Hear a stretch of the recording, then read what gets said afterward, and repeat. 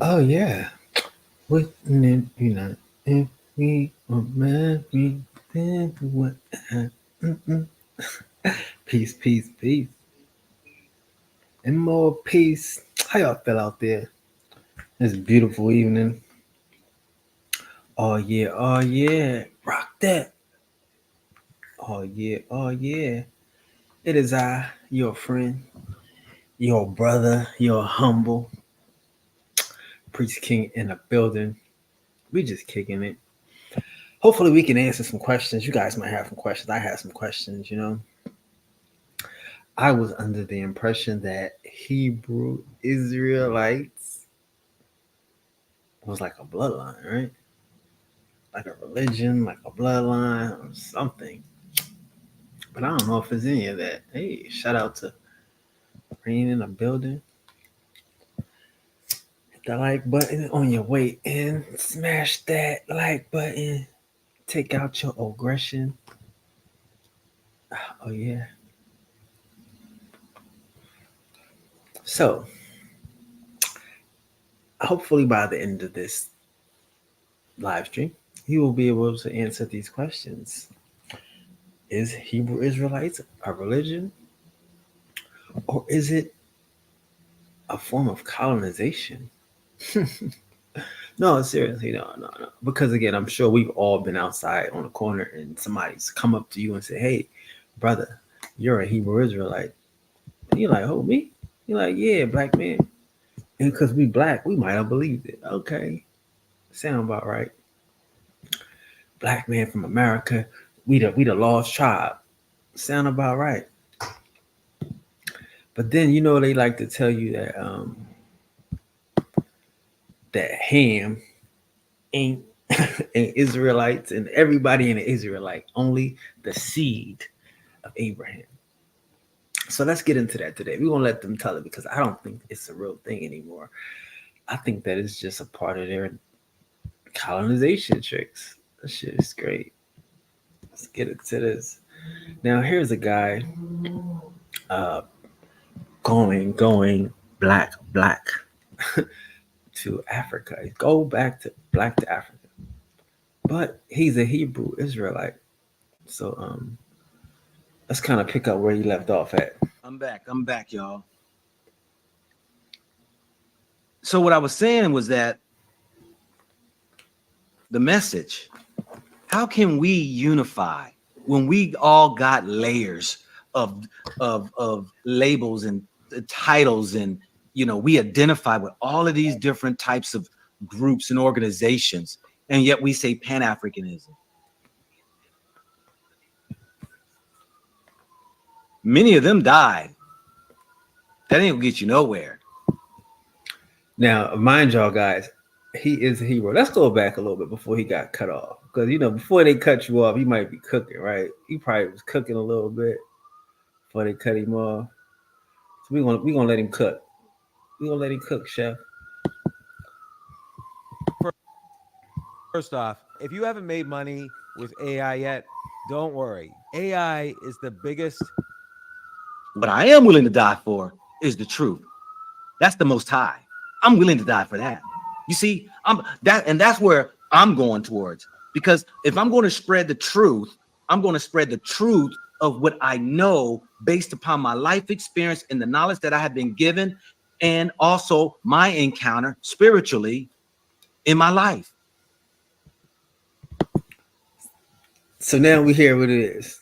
He's here out. He's in Africa now. He's in Ghana for the Most High, y'all. You know what I'm saying? He's out there spreading truth. You know what I'm saying? So he's spreading the truth, and he's upset because people out there in Ghana deceive the Hamites, right? Not not the Israelites, the Hamites. See, like, who is Israel? You could just go into any country and they be Israelites? I'm willing to die for that. Because the Most High showed me, you was in the military for 20 years and you was willing to die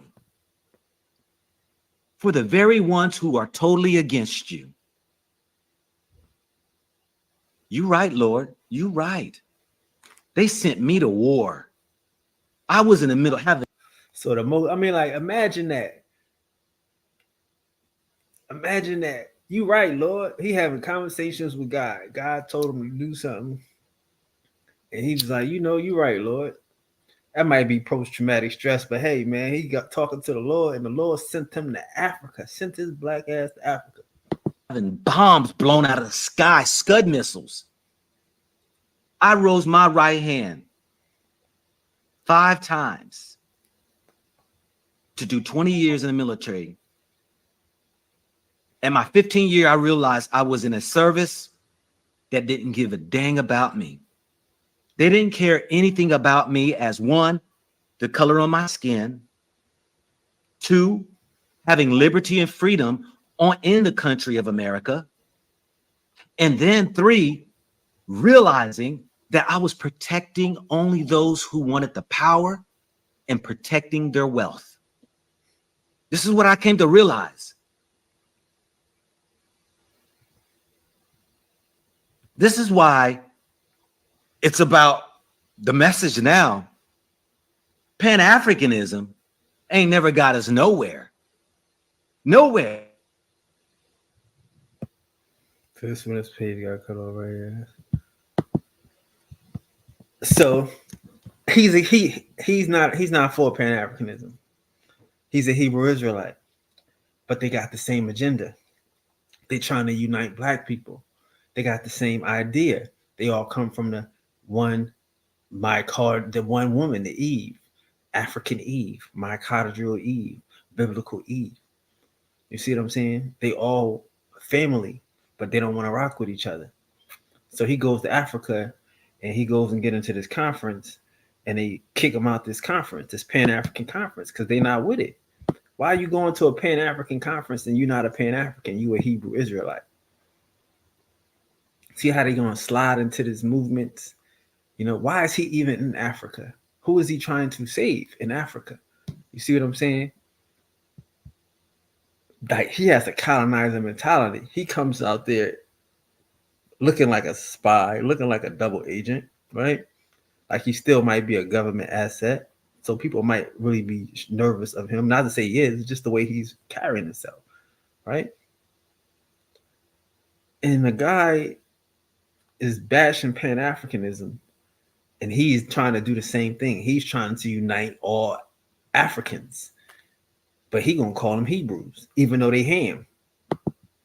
The message.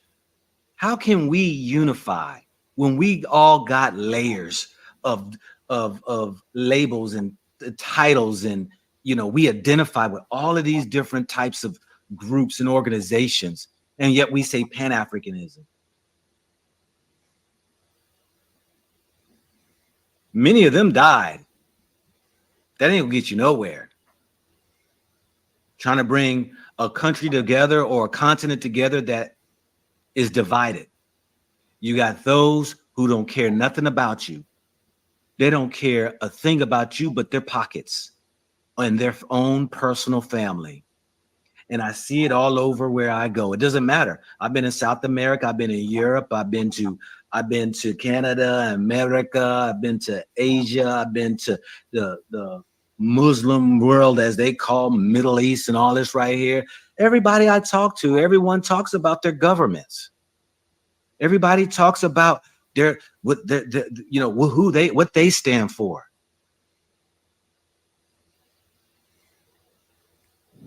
This is where I stand today. Is like, you can go around and try to build people all right there. Africa, it's got too many webs that it's entangled in with those European countries that are So he's not down with the African mumbo jumbo though.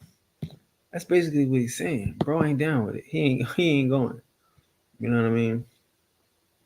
He's not down with the Africana. So why is he there though? I don't know. That's a good question because again, we would think, well, hey, maybe he's something special. We Africans and we all black. They went to Africa. They trying to save the Africans, right? That makes sense too. Hey, they went to Africa. They trying to save Africans. But what if They don't care. Like, here's another one.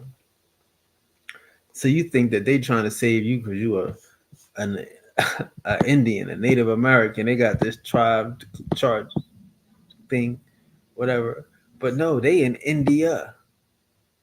You know what I'm saying? These dudes is trying to colonize India, and they shameless with it. Like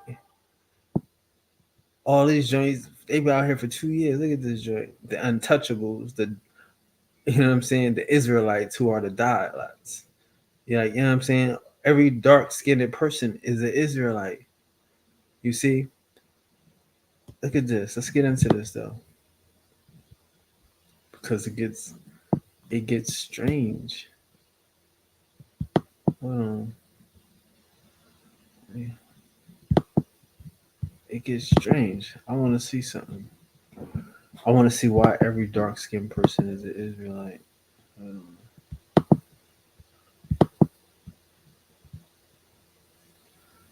yeah. Let's make sure that we share the audio.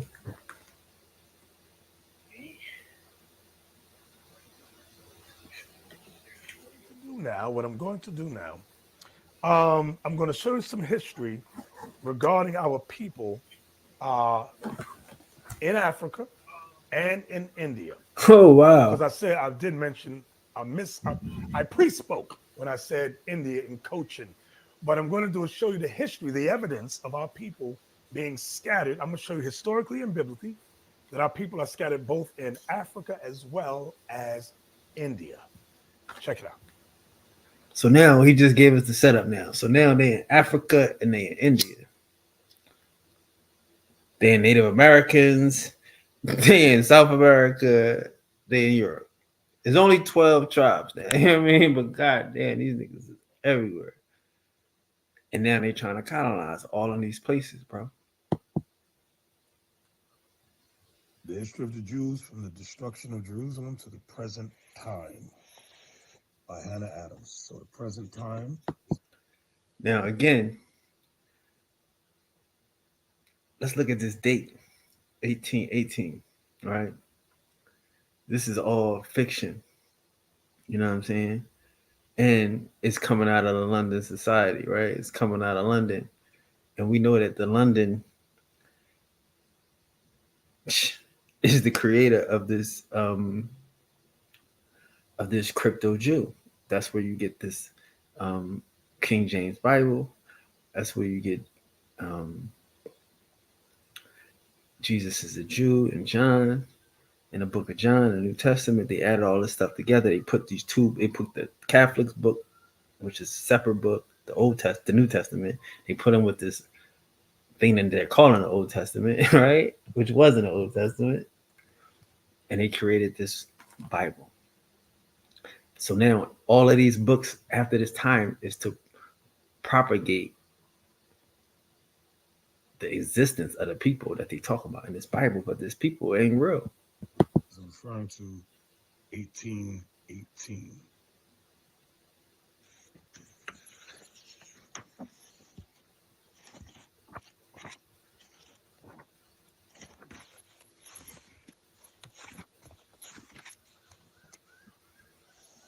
Page 448.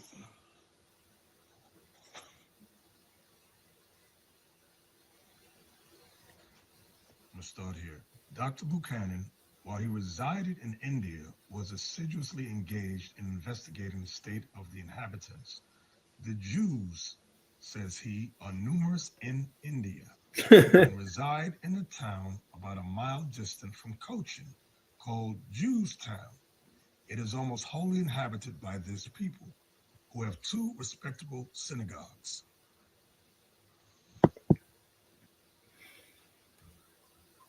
So, so in the whole country of India, they got one town, right? That they got synagogues in. Okay. Watch this. Among them are some very intelligent men who are not ignorant of the present history of nations. So there's some very intelligent men who are not ignorant of the present history of nations. which implies that the vast majority are ignorant regarding the history of nations. Okay, he skipped the little part there because again, they don't want to show you. They don't want you to see that these people migrated. So the next line it says underneath it, it says there are also Jews here from History of nations. here from remote parts of Asia. His fingers over there. You know what I mean? So he want to show you that there are also Jews here from remote parts of Asia. But again, he's admitting that these people come and that they travel to here. That these aren't natives to whatever land they from. But he doesn't understand what a Jew is. He thinks a Jew has something to do with their religion, and and it's not just the Which religion. implies that the vast majority are ignorant regarding the history of nations. On page 449, the resident Jews are divided into two classes called the Jerusalem or white Jews and the ancient or black Jews. I want you to see what they're calling the black Jews. The ancient or black Jews. The white Jews reside at this place. The black Jews have also a synagogue here, but the great body of that tribe inhabit towns in the interior of that province. Just pay attention to this here. This learned author thus proceeds in his interesting relation. On my inquiry into the antiquity of the white Jews, so he's inquiring about the white Jews, they first delivered to me a narrative in the Hebrew language of their arrival in India, which has been handed down to them from their fathers. What you're going to find out is that these white Jews came around the time of the Spanish Inquisition.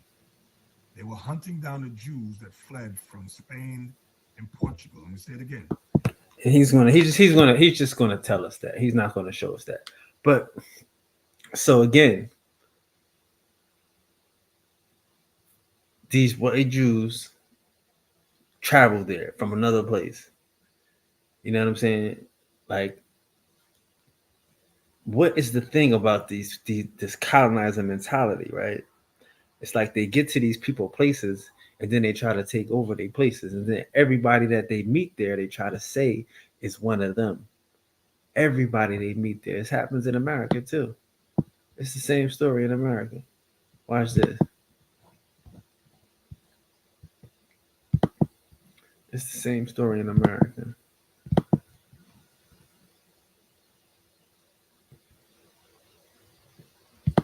They love to say,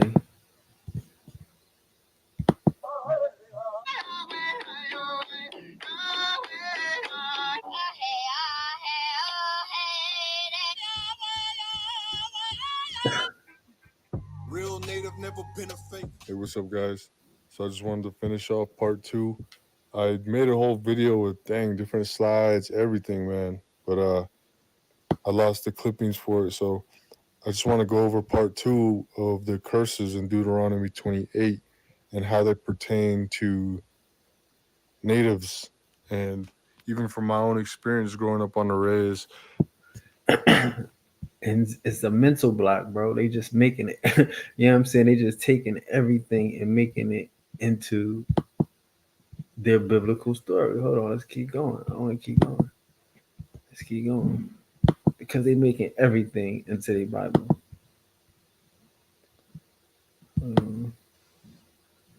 I know, dude. He gonna want to give me a strike for real.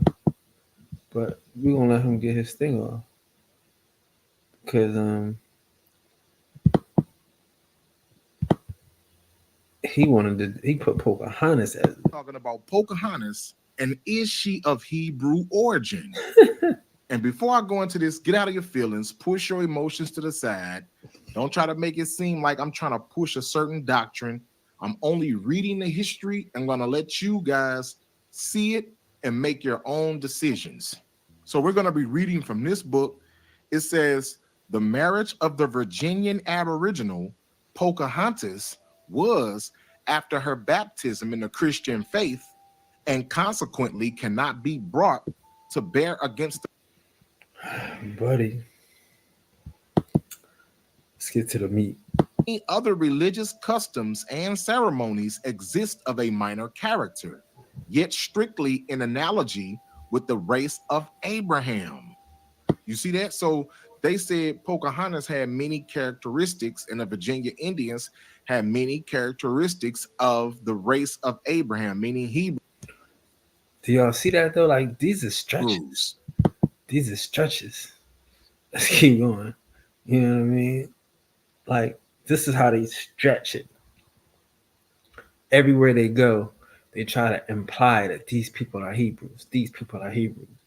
These people are Hebrews too. And again, like they want to show you these old books. And here, let's go into another one. Let's go into. I lost this really quick, but we just bobbing through because I know these dudes like to strike. These weird dudes.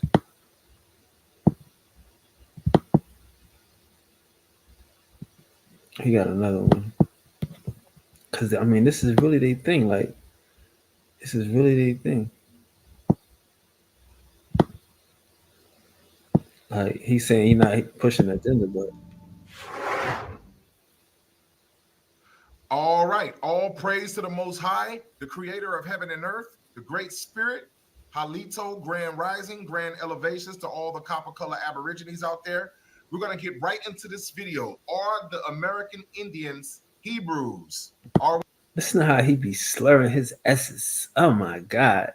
Are these Americans, Indians, Hebrews?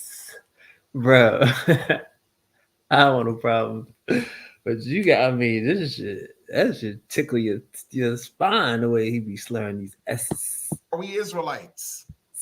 All right. This is always a debate. I truly believe we are God's chosen people. That's just my thought. You know, that's my thing. That's what I believe in. And I know a lot of other people may have. And that's his thing. That's what they believe in. But they always around other people that's not Hebrews. Why American Indians got to be Hebrews? Why can't Hebrews just be Hebrews? Why can't this just be a Hebrew thing? Why does this have anything to do with American Indians? Why? Because I'm telling y'all, this is colonizers. These are some colonizers. They on some colonizer shit. Everything, everywhere they go, they try to attach it to the homeland. We just seen them in India. It's not special because you're in America. This ain't special. Hey, we got Africans in Africa, and they're not using the Bible to do it. They're using these pseudo pigfia. They're using these fake artifacts, these planet artifacts. They're using these false narratives of Europeans that had to justify this religion. You have to understand they had to make it. Everybody got to be a Jew, or you ruin Christianity. You ruin the Hebrew. You ruin the whole King James Bible. If they not Jews, where they come from? If they not Hebrews, who I mean, they wasn't the first. See, like they acting like they the first people on the planet. So if they not Hebrews, then where did they come from? The Bible must be fake. God created them twice. You know what I'm saying? So they gotta always make these people Hebrews. I'm about to show y'all that. I'm gonna let somebody else show it to y'all. But again, they not pushing an agenda. They really believe that we are God's chosen people. So why are you telling Indians that? Why don't you go tell other Hebrews that? Why do they gotta mix it in? Why is he in Africa mad at Africans? Why is he in India mad at Indians? See, real Jews, they want to stick to themselves. You know what I mean? They got a small part of town called Jewtown, and they don't bother nobody. But these folks, these Hebrew Israelites, they colonizers. They not real Jews. They too busy trying to colonize you and take over your mind, and then just and take over your land to worry about minding their own business and building up Hebrew land. This is a colonizer mentality. You can't tell me that y'all don't think that the Spanish missionaries came with poison blankets. Spanish missionaries came to soften up the people so that when the army came, it'd be easier. They wanted to colonize their minds with that Jesus myth. And that's what these Hebrew Israelites is doing the same thing. They just doing it as Indians. They doing it as Hindustan. They doing it as Pan-Africans. Because Cuz bought a ticket to go to that Pan-African concert, sir. But he don't like Pan-Africans. Why'd you go? Why are you going to give us the complete history of American Indians and ancient Israel like they go together? Another theory.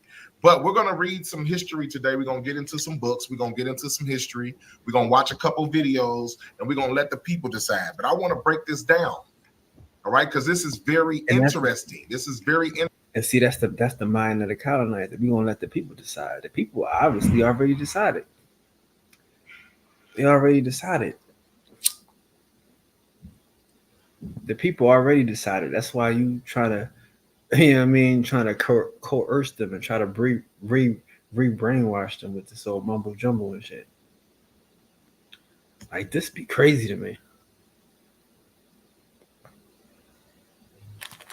You know what I'm saying? This is straight mumbo jumbo. You gonna let the people decide what?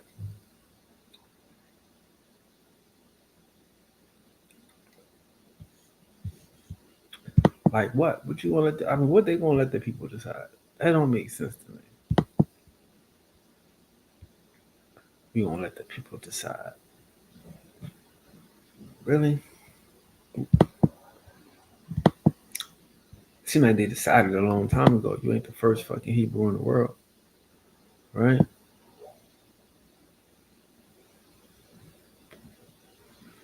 But let's go to the epic. What is it? What is it called? The epochs of this nonsense, of this foolery, where it comes from. We're gonna let this brother break it down, and we're gonna learn some history about Harvard. You gotta say it with the Harvard, right? And see, this is bro gonna break it down to you. This is called the Jewish Indians, right? And this is and Africans, whose conquered and subjected condition reflected inherent capacities. Such proto-biological notions were born in the dynamic interactions of the Atlantic world. The demographic transformation of the Americas affected colonial Christians' views of the world and their faith. The growth of the European American settlements, the pervasiveness of African slavery, and the catastrophic depopulation of native nations required that Europeans reassess Judeo-Christian history and prophecy. In particular, Christians began to suspect that human communities had natural fates that corresponded to their spiritual fortunes.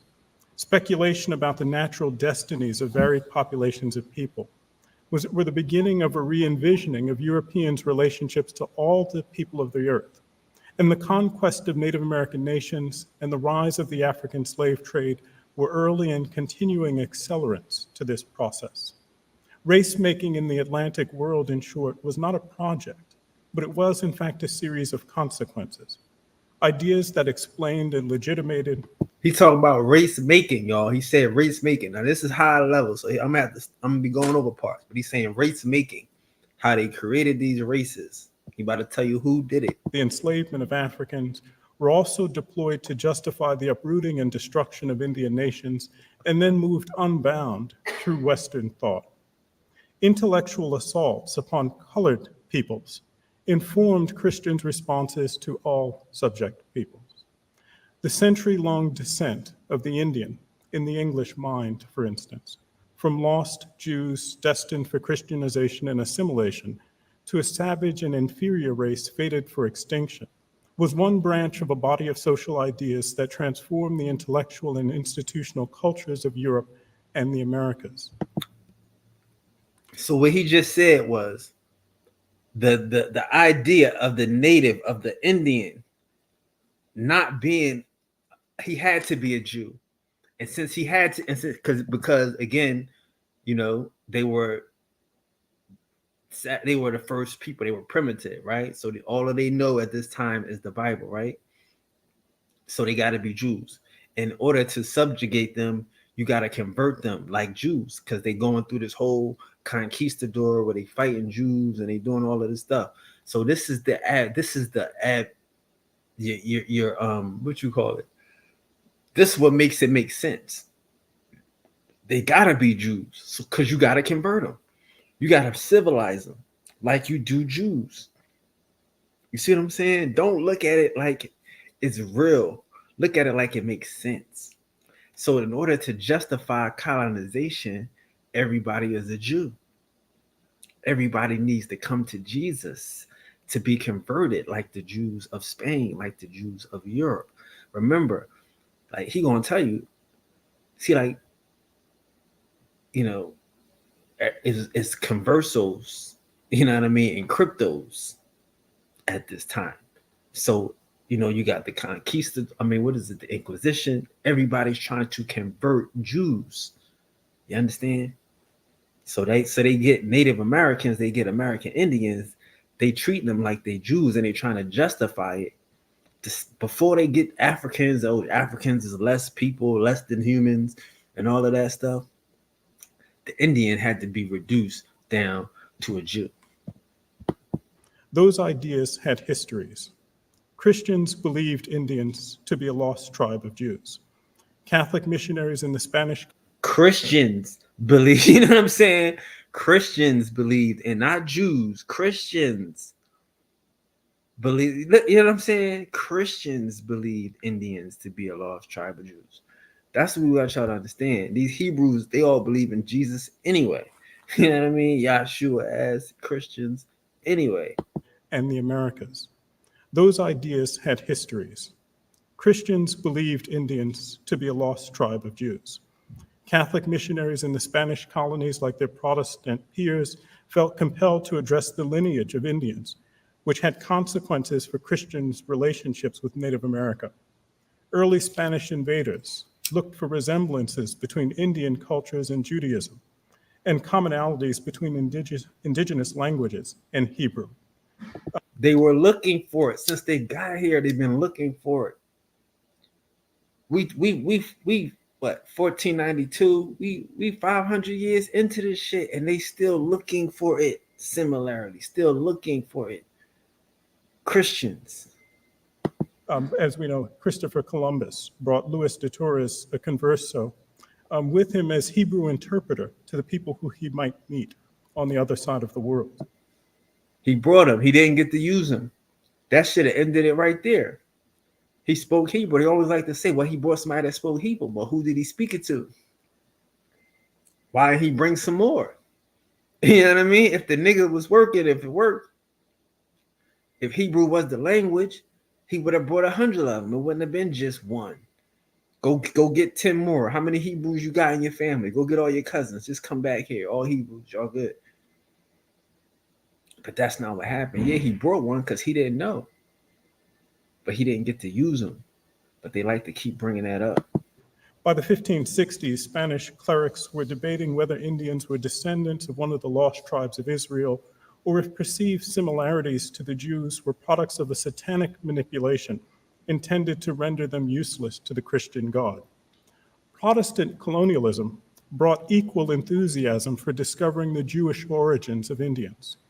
In his mid-17th century description of New Netherland, the Dutch lawyer Adrian van der Donk admitted that the theological pressure. The theological pressure, the pressure on the religion. They feel like their religion is going to crumble if you can't make the Indian a Jew.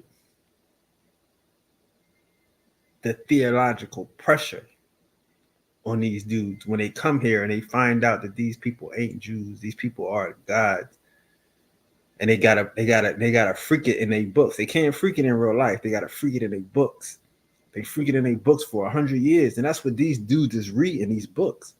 If Christians were unable to reconcile the existence of Native Americans with biblical narrative, then, quote, the doctrines of the Holy Scriptures would be subverted and ruined. Several years earlier, ruined. That's why they out here wasting their life and traveling the world and trying to find everybody that's original, because that whole Christianity shit is done when they got to the gods.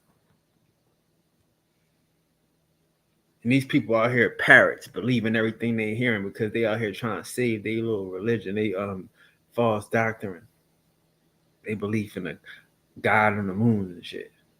They want to mix in the great spirit, and the spirit is a thing that's inside of you. You know what I mean? Johannes Megapolensis, whom the patroon Kilian van Rensselaer had brought to Rensselaerwyck to New Netherland to minister to the Rensselaerwyck colony in 1642. Megapolensis encountered an elderly Indian woman who was likely Mohawk and who repeated part of the Iroquois creation story,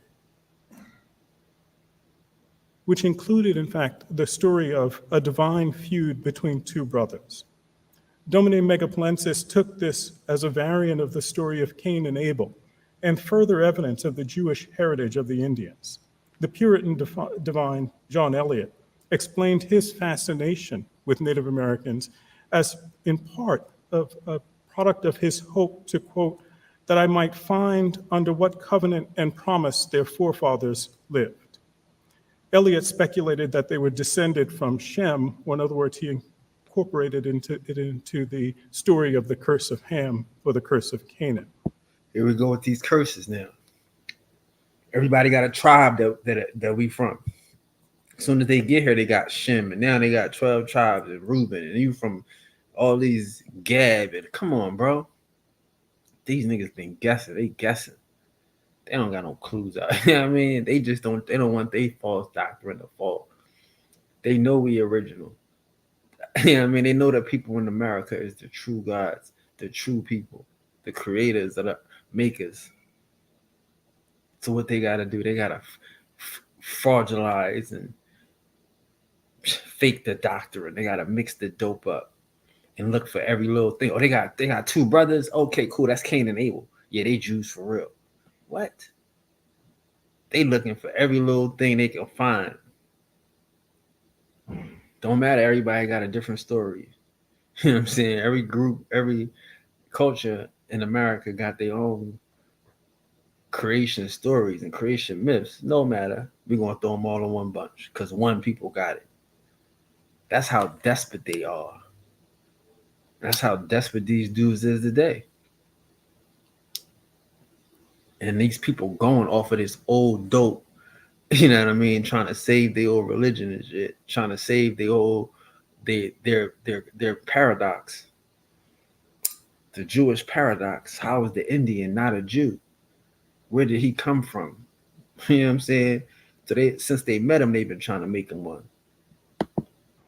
Other Puritan ministers pointed to a tendency to speak in parables as the link between Native Americans and European Jews. A critic of colonial Indian policy and a founder of Rhode Island, the Reverend Roger Williams, also saw parallels between Jewish and Indian cultures, including the anointing of heads and the exchange of dowries for wives. Rabbi Menashe ben Israel's treatise on the Jewish ancestry of American Indians validated this Christian obsession. The essay repeated the 1644 testimony of Aaron Levi to the Sephardic rabbis of Amsterdam. Levi said that he had encountered Indians in the Cordilleras Mountains of South America who revealed themselves to be Jews who knew the Torah and who traced their lineage to the tribe of Reuben. You know what I mean? Straight lying. Straight lies. You know what I'm saying? Write it down in a book, and then these niggas repeat it 100 years later, 200 years later, like it's fact. Thomas Thorogood, the Puritan minister, seized upon this evidence and expanded it. Indians were reluctant to eat swine, he wrote. They often dressed like Jews and intermarried within extended families. Jewish and Indian women offered further evidence of a connection. He postulated, in fact, that an ancient tribe of Jews reached Mexico and Peru, where the primary Jewish influence could be seen in temple architecture, the practice of circumcision, ritual sacrifice, and the knowledge of the Great Flood. The monumental architecture of Peru, Mexico, and the Mississippi Valley suggested that these Jews migrated north, separating into contemporary nations and undergoing a process of cultural devolution. In 1649, you know what I mean? Like they straight try to steal the whole Mississippi and Valley culture. not knowing that Mississippi and that the Louisiana stuff is older than the Mexico stuff. That the stuff up here in North America is older than the stuff in Mexico. So you can't go in reverse. You got to start here. Parliament ratified Edward Winslow's Act creating the New England Company. It affirmed this link to Jewish history. The Society for the Propagation of the Gospel in New England, to the native people of New England, the first of the great British missionary companies and the model for the ones that will actually be constructed in England and Scotland, actually here in New England, becomes critical to this moment. The New England Company promised that education and evangelization of Indians would quicken the conversion of Jews and fulfill biblical prophecy. Missionaries were learning Native American languages, baptizing many indigenous people, and beginning the process of bringing Christian Indians, particularly children, into the English towns and households for education and apprenticeship. A work of God, in short, had begun in New England, and Parliament sought to hurry its course. Its progress required, quote, that fit instruments be encouraged and maintained to pursue it. Universities, schools, and nurseries of literature settled for further instructing in civil. See what I'm saying? Institutions. This is what they talking about. These institutions be fit. You know what I'm saying? Schools, nurseries. You know what I mean? They got your preschool kids to teach this doctrine. You know what I'm saying? From the gate. It's all about religion. It's all about making the Jewish Indian. That's what they're trying to make. If they make you a Jewish Indian, then that makes the Bible legit. There ain't no extra people running around. Civilizing them. In New Spain, in New France, in New Netherlands, and in New England, Christian looked for prophecies of their American experience. In 1652, William Pynchon published a treatise on the ritual and culture of the synagogue from Massachusetts, where there were no synagogues, and where it's not even clear that any Jews had ever visited. That same year, the Reverend Richard Mather of Dorchester ended an essay on the spread of the gospel among Indians with a promise of the inevitable reclamation of the Jews.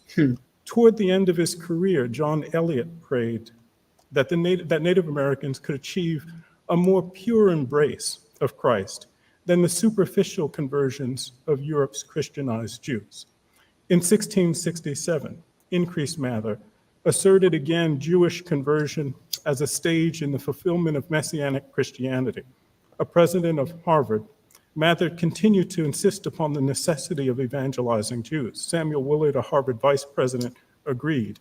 And later in the century, Judge Samuel Sewall remained sympathetic to the idea that Indians were Jews and that their conversion was in fact necessary. So now he's talking about Harvard, the teachers at Harvard. Y'all wonder why Harvard come out with all the doctrines against black folks? Because they know who black people are. You see what I'm saying? They know you ain't no damn African. They know you ain't no Jew. But their job is to make you one.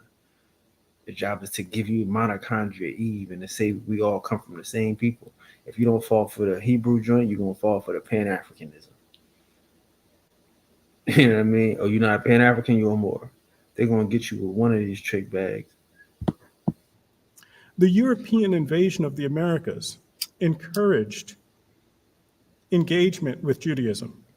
In the 16th century, Cambridge University and St. Andrews University established their first Hebrew professorships. Royal endowments then soon funded Hebrew chairs across the universities. Students at Trinity College in Dublin were required to attend Hebrew lectures under John Stern, who also taught law and medicine. The divinity professor at Edinburgh gave a weekly Hebrew lecture, and in 1642, the university established a chair in Hebrew. Like many wealthy colonial boys, the second generation Richard Henry Lee of Virginia, also known as Richard the Scholar, studied abroad at Oxford, and his biographer notes that he afterwards made a habit of keeping, quote, his notes in Hebrew, Greek, and Latin. European intellectuals attempted to connect Hebrew to spoken and written languages throughout the world. They studied Hebrew as the original language or the Adamic tongue, and search for its residue in non-European languages to prove the Jewish ancestry of their speakers. By 1655, the year that the Indian College opened at Harvard, the first brick building on Harvard Yard, The first brick building on Harvard Yard was the Indian College, designed to convert Jewish Indians. You know what I mean? These Indians that they labeled as Jews, to convert them all. So the history of this whole education system, the history of this whole indoctrination, this whole Pan-Africanism, this whole um, Hebrew Israelite movement is coming right out of this paradox of we got to make these Indians Jews, or we gonna look bad, we gonna look fake, we gonna look like a fraud. You see what I'm saying? So we can't believe nothing out of Harvard. Can't believe nothing out of these Hebrews, out of these, because they're preachers, they're Christian preachers, and they're trying to keep their doctrine going. How you a Hebrew? How you an Indian and you something different? You out here before they are. Nah, you know what I'm saying? So they come here to colonize your mind, to make their doctrine fit, they false doctrine to reality. the faculty had made the ability to translate the Hebrew Bible into Greek and Latin a requirement for admission, and assigned Hebrew instruction for all undergraduates. Charles Chauncey, President Chauncey, who presided over the first. And again, I know y'all hate it, but like, yo, these are like, why are they sub making everybody got to learn Hebrew? Everybody got to learn, this, and got to learn, Chaldeic and stuff. Again, this is all crypto. Like they tell you that the Jewish language is the first language. This is all crypto. This is all underground crypto.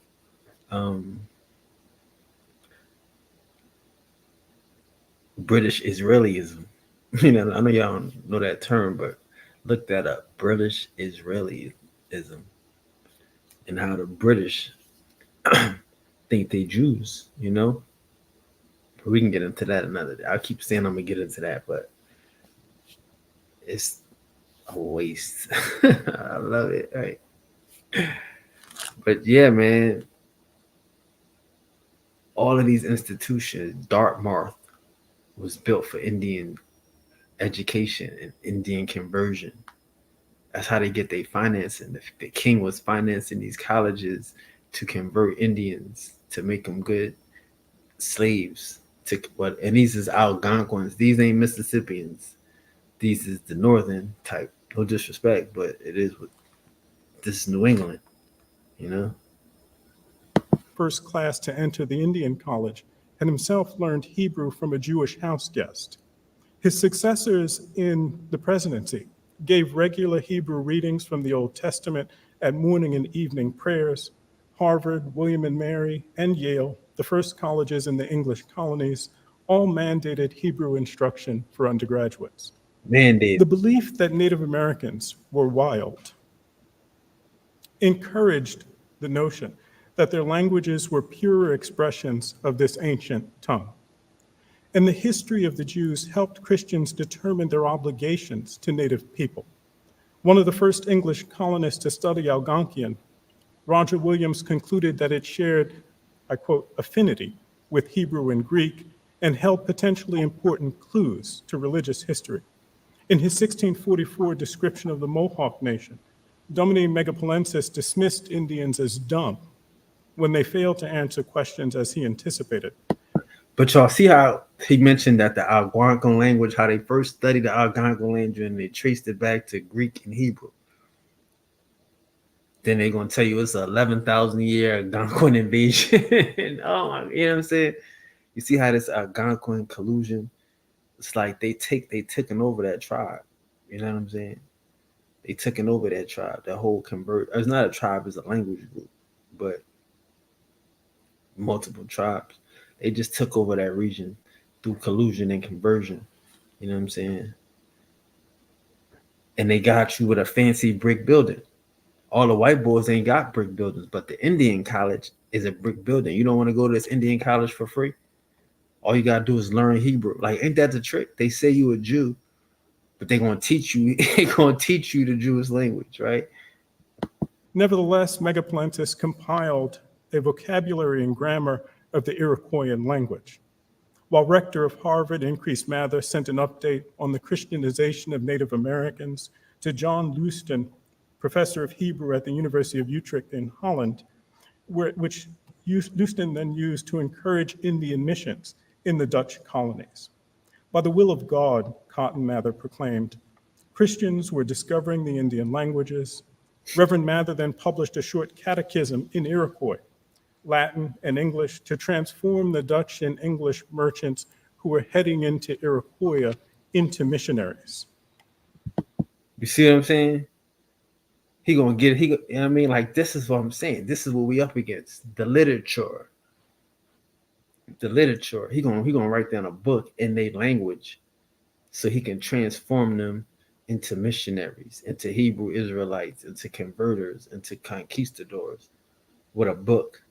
These is traders, these is merchants, but they making them preachers, they evangelizing them with a book. They taking their language.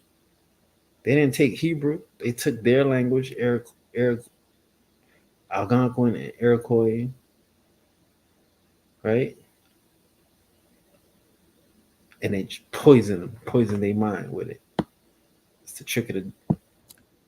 And it's for that reason that there was, in fact, predictably, extraordinary excitement in Harvard Hall as the governor's faculty and students joined public officials and ministers of the neighboring towns on March 27, 1722, to celebrate the baptism of Judah Monas.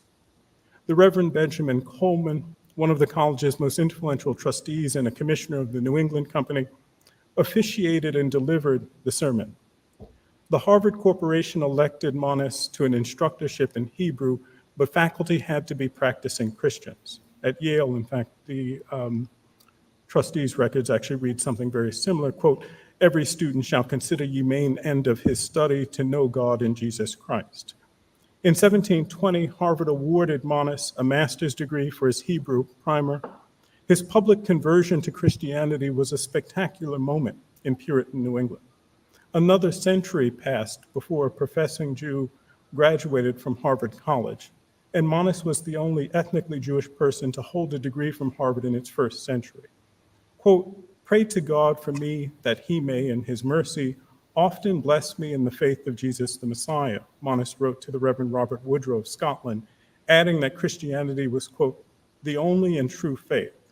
Increase Mather, the president of Harvard, penned the preface to the conversion narrative, dedicated it to the Jewish nation, and listed several famous Jewish converts to display the irreversible direction of religion. For 2,000 years, God preserved the Jews, quote, for some great design, Mather exalted, which he added, could only be their conversion. President John Leverett's decision to shift like, Hebrew into that's what niggas think today.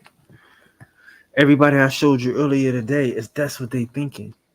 They here for you to convert them. You know what I'm saying? Like, that's the goal of these colonizers. They are here for you to be converted. You saying you an Indian? Oh man, they trying to convert you. They're gonna try to put this Jewish thing on you because that's what the job is. The job is to make everybody a Christian. Because again, all of these Jewish people believe in Jesus. All of these Hebrews, these black Israelites, they believe in a Jesus. Dudes is weird. So you gotta understand how they playing. It's a mental game. They going around the world colonizing. They colonizers. instruction, from the poorly trained Harvard tutors to the well-versed and traveled Judah Monas, marks but one step in the cyclical rediscovery of Judaism's value to Christian theology. The faculty mandated Hebrew instruction for sophomores and upperclassmen and required undergraduates to buy Hebrew Bibles and grammars. Leverett gave Monas, in fact, detailed guidance on instructing the boys. Classes met 4 days each week, including the Jewish Sabbath. Quote, studied Jewish letters, Edward Brooks noted in his daybook in early March 1755, during his sophomore year at the college. Although Monis was often listed as an appendage to the faculty and the Hebrew instructor it frequently or typically read, his conversion storified Messianic Christianity, and his subject was an important portal to advanced biblical study. In 1766, the college opened a Hebrew school, a dedicated lecture room in the new Harvard Hall. It's important to remember that Christians' comfort with Judaism was greatest in the absence of Jews. The migration of European Jews to the colonies raised new questions and tensions. Puritans prayed for the conversion of the Jews and thus the cultural erasure of Judaism. Dutch colonists in New Netherland sought to keep New Netherland from being, quote, further invaded by people of the Jewish race. Before 1650, a wave of Jews fleeing persecution in the Iberian Peninsula found refuge in the United Provinces of the Netherlands. The growth of Sephardic communities in commercial cities like Amsterdam assisted the rise of Dutch merchant trade in Europe, East India, and the Americas. New migrations of Dutch, Spanish, and Portuguese Jews to Brazil, the Caribbean, and New Netherland followed. During the ephemeral English Now these are the Jews. These are real Jews, Sephardic Jews, right? Jews coming from Spain. Jews that got kicked out of Spain and that then went to France and got kicked out of France. Now they coming to America. Kicked out of Belgium, kicked out of Netherlands, right?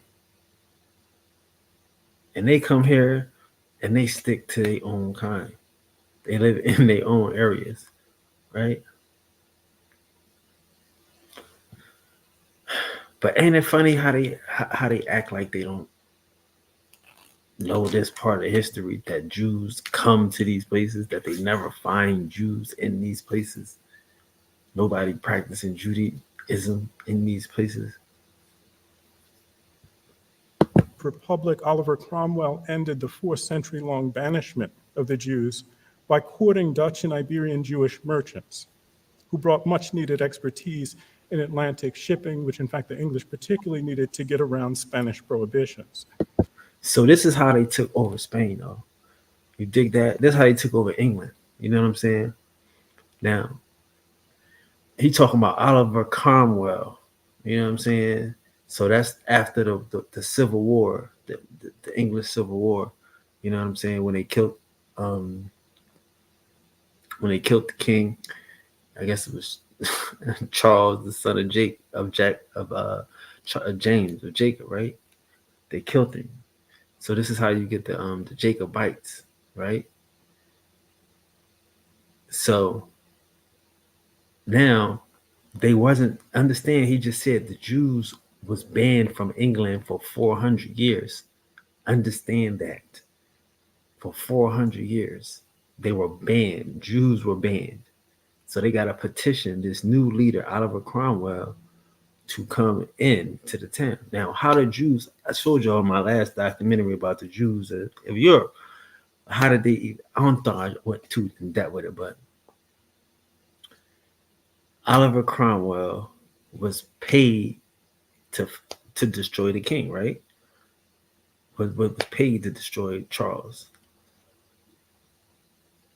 And he was paid by what the history calls Germans, German merchants. They had a German gate, and the people before that, they wouldn't let them into the city. They would make them stop at the gate, right? London Gate, London Bridges. So the Jews had their own gate. The Germans had their own gate.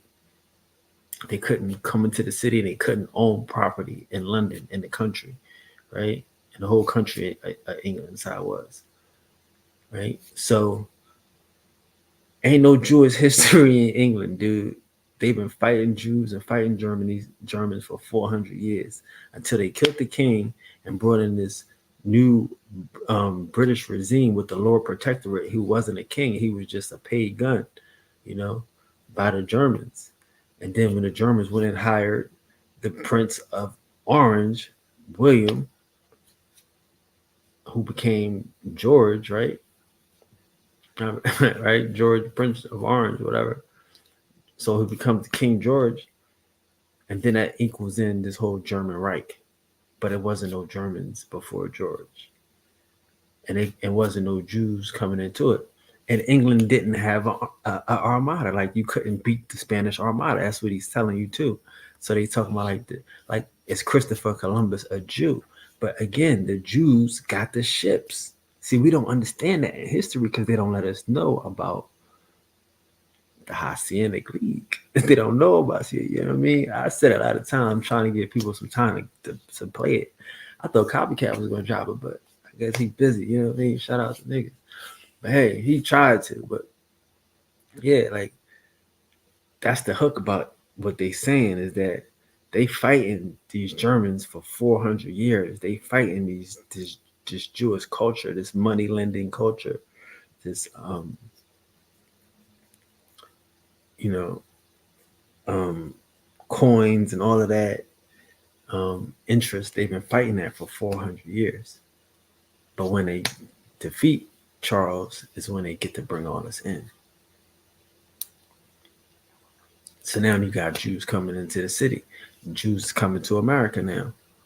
Jews take over Europe because they take over England. I know y'all understand it, but England is different. England is not Moors. I mean, England is Indians. I know y'all hate to understand that, right? I'm telling y'all that the European Indian, right?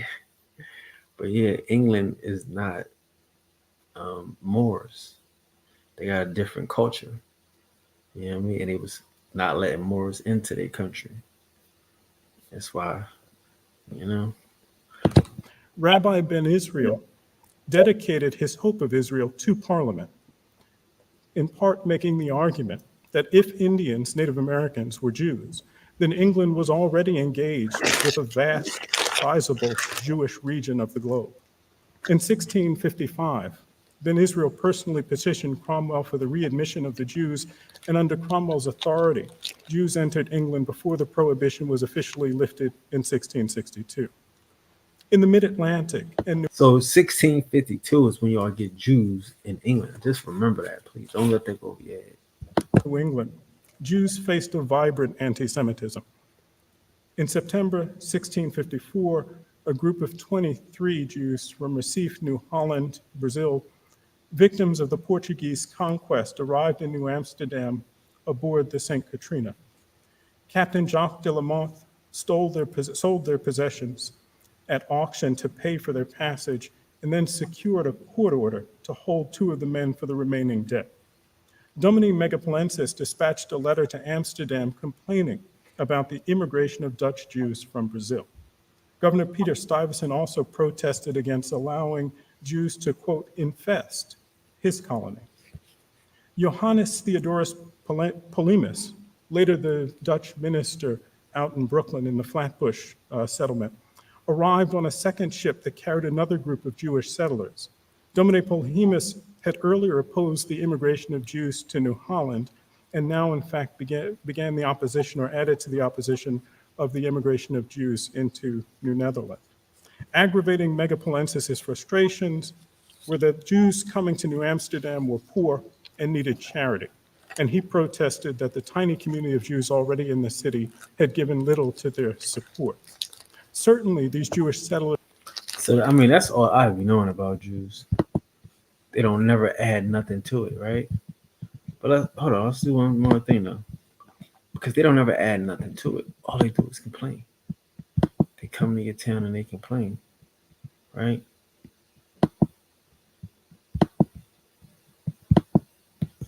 Let's do this right here because this is weird to me. But I like dude. Y'all know I like dude. Let me drop some nuggets for you all. This is first and foremost not against Africa. This is educating you about the things and the ways of Africa. I've been to 33 African countries, and I'm gonna tell you this right here. Their ways of doing business, their ways of thinking, their ways of carrying on day to day is totally different than ours. You know, a man's word you do not hold as truth when you're in Africa. A man's word is only what comes out that might benefit him at that moment in time. You can ask a man, can he build a house? And he'll tell you yes.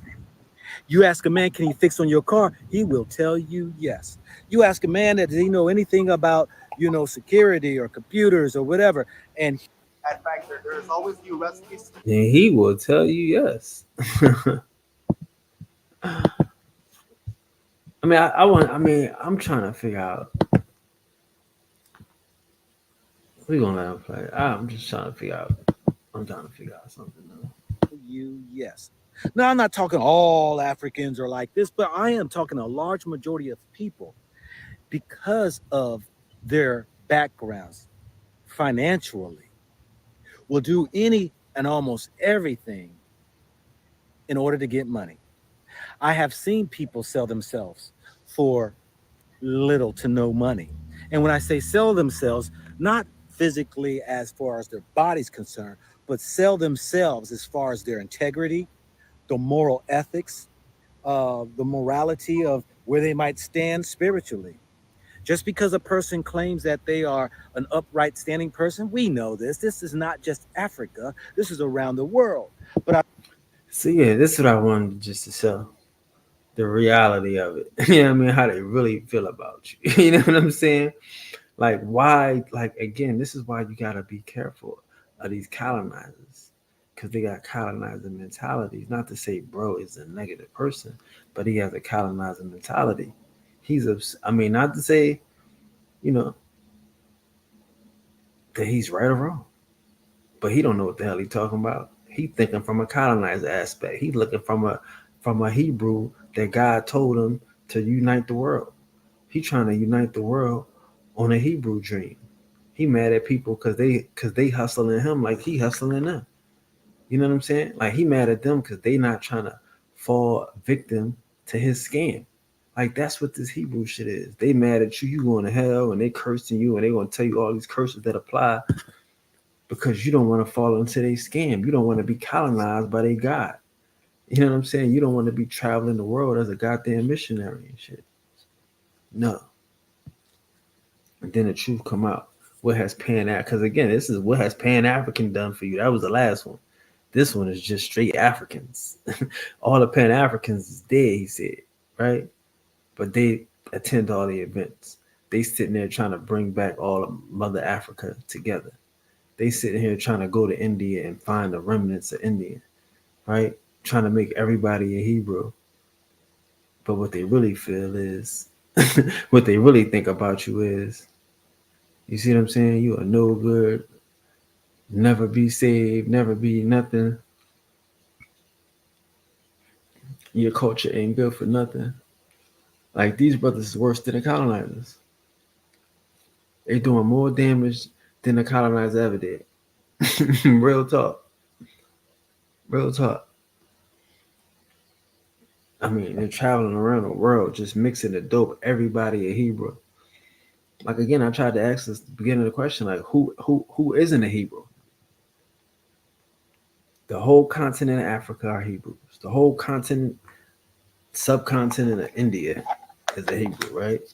Indians and Native America in America are Hebrews. I mean, who isn't a Hebrew, right? That's the thing. It's the colonizer mentality. This is evolution. Evolution is a Hebrew doctrine.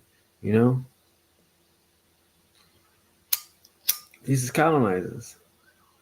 They want to bring you into their family of one mother. They all come from their old Eve. Everybody come from Eve. You definitely come from Eve until you make them mad, until you tell them no. You know what I mean? Then you cursed, right?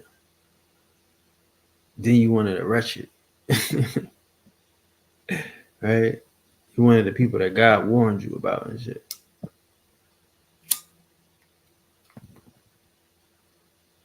Like they were saying, like we, like we've been Indians for 2,000 years, so they can come and convert us. This niggas gonna go to Africa to convert us, convert them, right? You know what I mean? They standing on a corner and they gonna convert us, but it's not a conversion though. It's not a conversion. Why? Because they colonizers. They colonizers. This it see All of these people trying to justify their own reality. All these people trying to justify their God. Like they said, like the God told you, like you can't have Africans not be children of Him. I mean, children of God. Everybody got to be children of God with them. Everybody. Like, is nobody that's not in the tribe. If you sit there and ask them who ain't in the tribe of tribes, they won't tell you. Because even the white boys, he eat them, right? He in there. Everybody is in the 12 tribes. You know what I'm saying? This is a colonizer mentality. He shim, he him, he them. You can't get around it. This is a colonizer mentality. One size fits all. Mitochondria Eve. For real. All this doctrine is to just to all this religion, all this school, all this science, all this Harvard education is to justify their religion. Is to make appease Christians so they don't mess up their Christian money. And these niggas out here, modern day colonizers, modern day Pan Africans, modern day we are the world. But they don't want you to be it. Like again, they so crypto. That's what I'm saying. They are crypto Pan Africans because they gonna act like we all the same. We gonna act like we all one. We all good. But then they gonna tell you that we not all the same. And then is an enemy out here. But who's the enemy? Because all you see is 12 tribes and shit. We will never see the enemy. That's how you never win with these niggas. Because they don't have an enemy. They don't have an enemy. The enemy is you and your free mind. The enemy is you not going. You know what I'm saying? I just showed y'all these niggas all around the world chasing lost tribes. You know what I'm saying? And these people travel to places and set up shop to get money, and then they come back 100 years and say that they some type of fucking religious. No, nigga, they merchants, they colonizers. That's it. What you go to Africa for? You know what I'm saying? Just to find out what we already know. You went there as a missionary, bro. You traveling to fucking Africa trying to find Israelites. I don't understand what they think who they think they fooling and shit. Cause it's the same trick. And Hebrew Israelites and Moors are the same damn thing. I told you I had a caveat for y'all. You know what I'm saying? Let's go. You know what I'm saying? Right? Because we might just let them say it if I can find it. A matter of fact, that shit it's gonna be easier. But I think that's easy.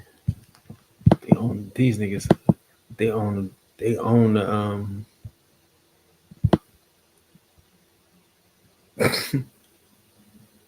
There you go.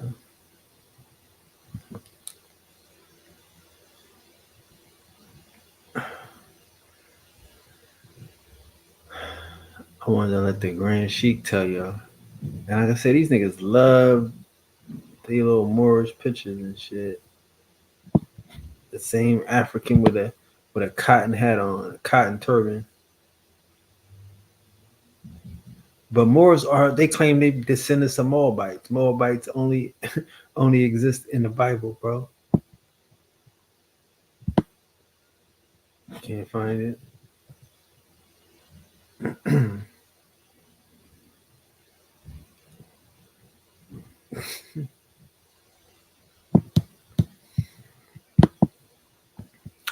More.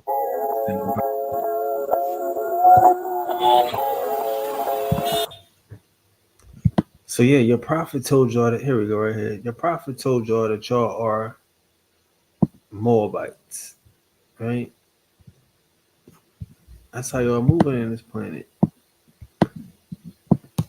If y'all Moabites, y'all are part of a religion, bro. Y'all part of a religion. A huge Part problem of the that Hebrew Westerners got. religion, Old Testament Jewish philosophy. And shit, you know what I'm saying? You know,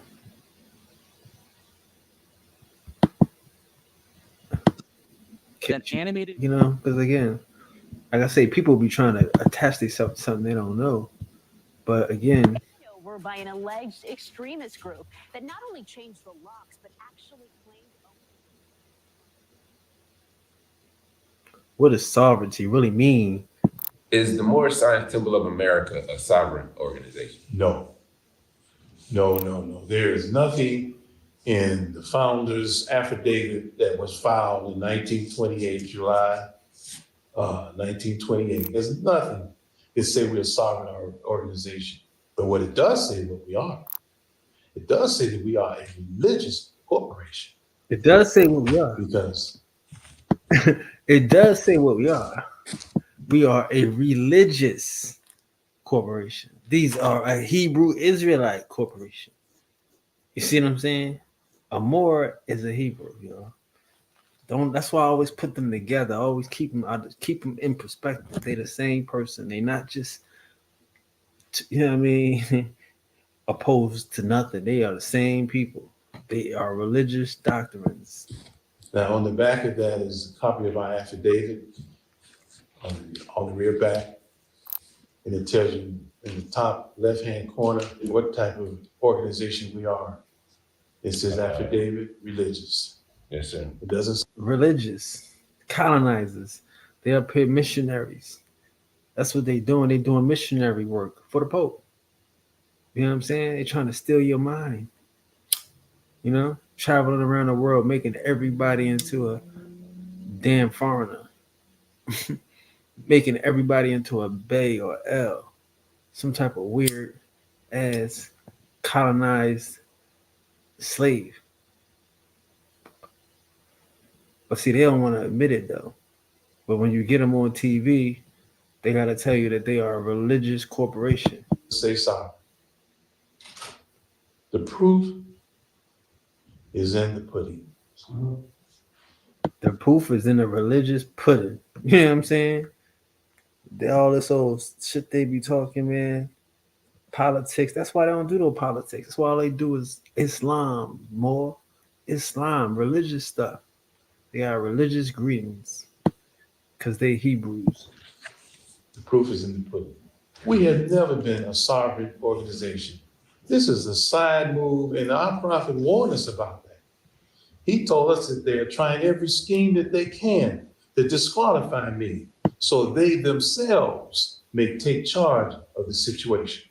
See what I'm saying? Crooks. Each he got out crooked. They out crooked the crook.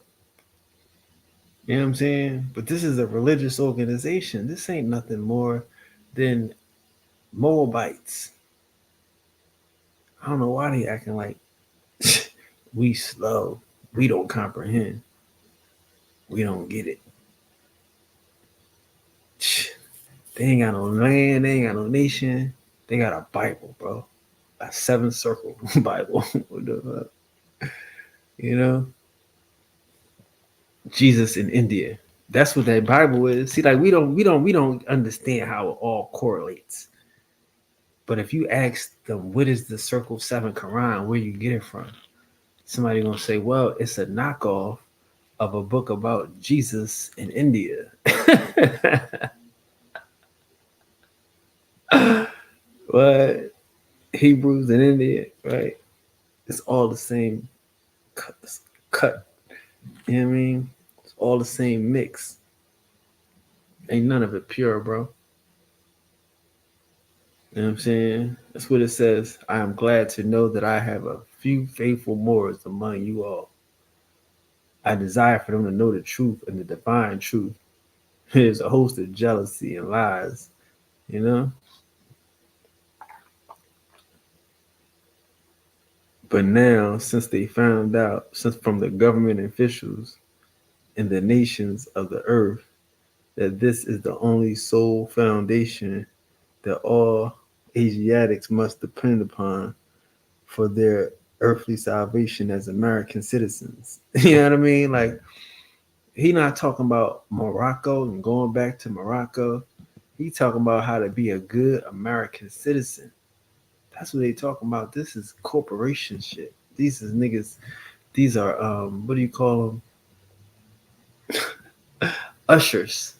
He gonna usher you into your electric chair, to your sleep and slumber for your earthly salvation. This is preacher talk.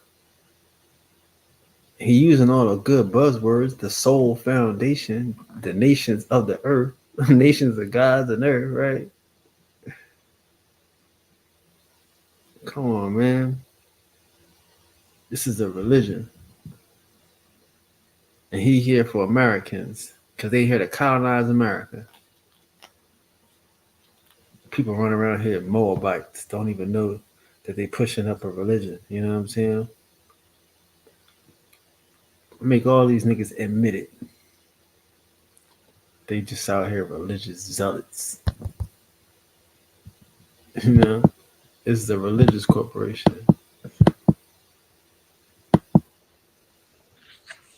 proof is in the pudding.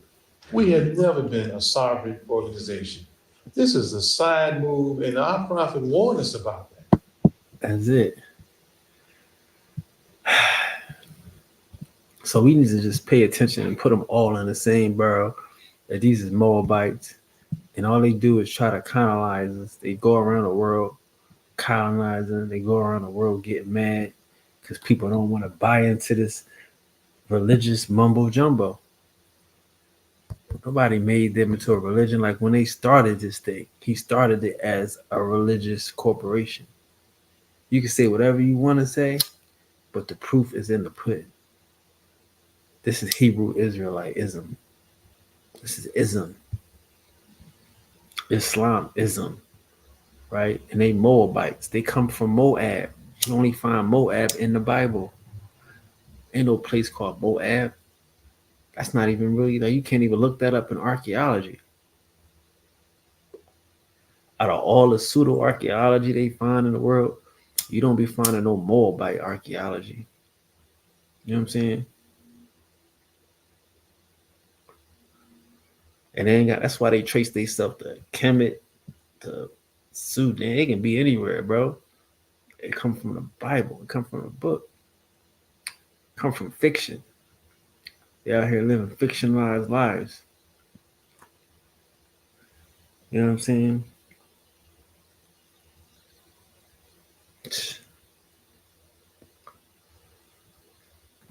shit is weird, bro. And they're gonna keep pushing this lie. They will keep pushing it. Cause that's all they got. You know what I'm saying? It's to steal Indians and to work for the queen, work for the government, and get mad at niggas that don't want to buy that. Like, how you mad at niggas that don't want to buy into this shit? That's the part I don't like. You know what I'm saying? That's the part I don't like. Like, dude going, like, he was going ham on Pan-Africanism. Hold up. You know what I'm saying?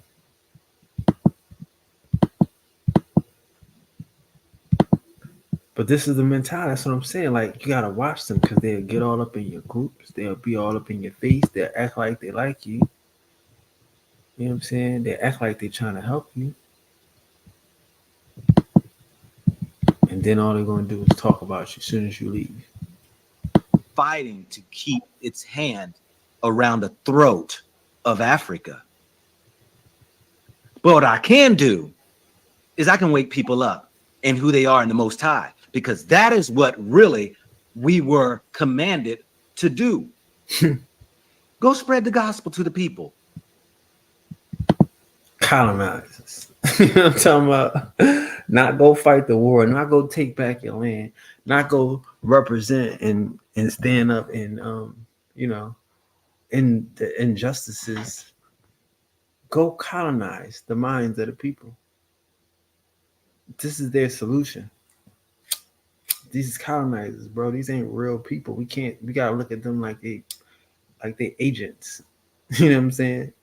It's not personal. I know they don't want to be agents, but an agent ain't necessarily a bad person. He just got a job to do. And this man sound like he got a job to do. And the Most High, because that is what really we were commanded to do. Go spread the gospel to the people. Who people? Because unlike what the Christians say, they say Jesus loves everybody, Jesus is for everybody. But when you read that scripture and it says, really, I've only come for the lost sheep of the children of Israel.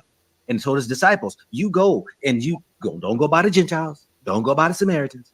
Go to the lost sheep of the children of Israel. So listen to what he's saying though. You hear how he mixing the dope? He a Jew, but he talk about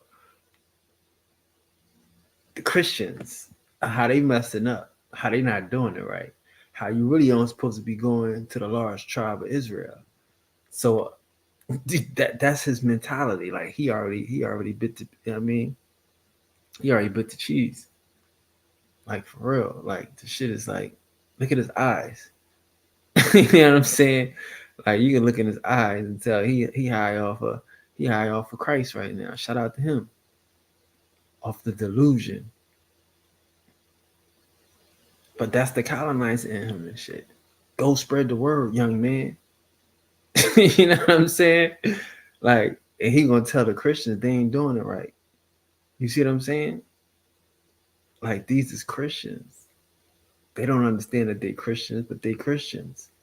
He wanna go spread the word in Africa, in India, everywhere but in his house, but to his family and friends, the people that gave him birth, because they ain't trying to hear that stupid shit, and they know you. We are the ones who've been scattered. As scripture said, we've been scattered to the four corners of the earth. That is us all day, every. See, that's crazy. That's colonizer shit. We've been scattered to the four corners of the earth. So you're going to go piece them all together. And then when it don't work out, when you can't piece them all together, you get mad. Like, listen to him. See how hype and happy he's sound right now in Ghana? Look at his face. He is drunk off this shit. I don't know if he gassing himself up or if he really believing in shit. But this is the colonizer mentality. He's going to spread the gospel. He's going to indoctrinate niggas from the four corners of the earth. Like, again, how do you know who is a Hebrew? He don't know. He going to talk to everybody. He on the corner. He's standing on the corner with a bullhorn. How do you know who is a real Hebrew? You don't. They was spread across the world. Like, this crazy. Everybody look like him, and he probably American Indian. Like, this crazy, bro. They don't know they colonizers. They don't know that they that they here is pushing this false doctrine on the people, this depression doctrine. More you was a slave, like, because again, his whole doctrine is about being cursed. His whole doctrine is about being scattered. You gonna meet a person and then throw all this bullshit on them as soon as you meet them. Hey, how you doing, brother? You know you've been cursed, you've been scattered around the country. I'm here to bring you back to all the curses and all the bullshit you missed out on. You've been missing out on curses. You wondering all that bad stuff that happened to you? I know it rained last week. Did you get wet? Oh, see, yeah, that's the curse of Ham. You're like, what? Yeah, it was a thunderstorm 2 months ago. Did it blow down your house? Yeah, that's the curse of Ham, a sham. Ham and sham. He ready to go spread this word around the four corners of the globe and just duck the goose. You a Hebrew, you a Hebrew, you a Hebrew. Cause for y'all niggas to be spread around the globe, y'all sure everybody a Hebrew. Everybody y'all meet on the corner, hey black man, you a Hebrew. For us to be spread around the globe so much, it seems you don't seem like it. It seems like everybody you meet is a Hebrew the way y'all be acting. Day. And until we can get that word out, and we can get people then to get back in line, then you're going to have a generations come up who's going to have some accountability to the Most High. If you ain't got no accountability, if you don't believe in the Most High and all that right there, what good does it do? If you don't know who you are and what promises and covenants have been given you, what matters does it? What does it matter? It don't matter. It don't mean nothing. It don't. It don't. It don't. It don't. You know what I'm saying? Like, they trying to sell you promises and covenants. It's reparations. It's streets paved with gold. Like, you gotta know all of this shit. And then you gotta know the curses. You gotta know the judgment if you don't abide. The same way he gonna tell you the reward, he gonna tell you the bullshit. The same way he gonna say, yeah, you got covenants, you got promises, and you chosen. He gonna also tell you you cursed in the same breath. At the same damn time, all this shit that get him so excited is gonna have you so depressed. Well, you know, we scattered around the world, and you know, it said that we would be sold into bondage, and you know, and what? I thought we had promises and covenants, and oh yeah, all that shit is when you die. You found me to tell me that? What kind of bad news is this shit?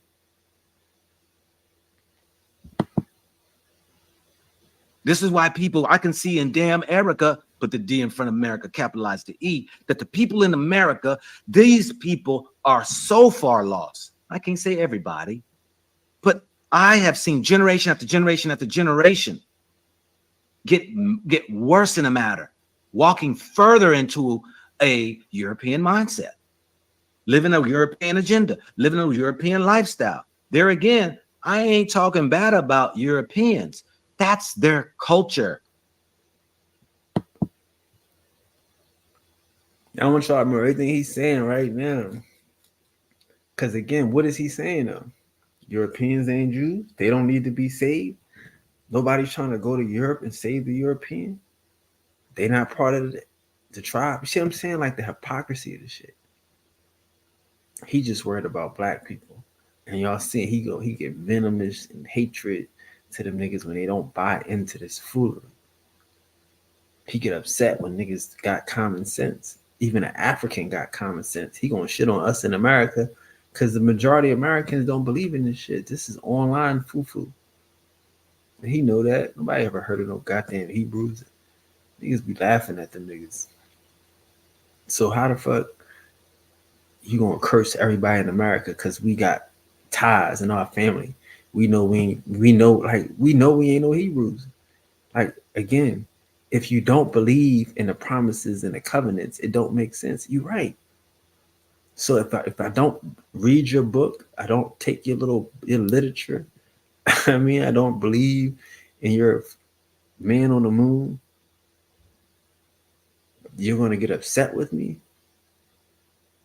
Like these niggas is crazy. When I was in Europe with me and my wife last year,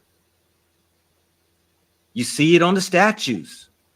You saw it in their cathedrals. You saw it in their churches. Their lifestyle of what they believe has nothing to do with us. I understand that. What we need to come to is, can we unify spiritually?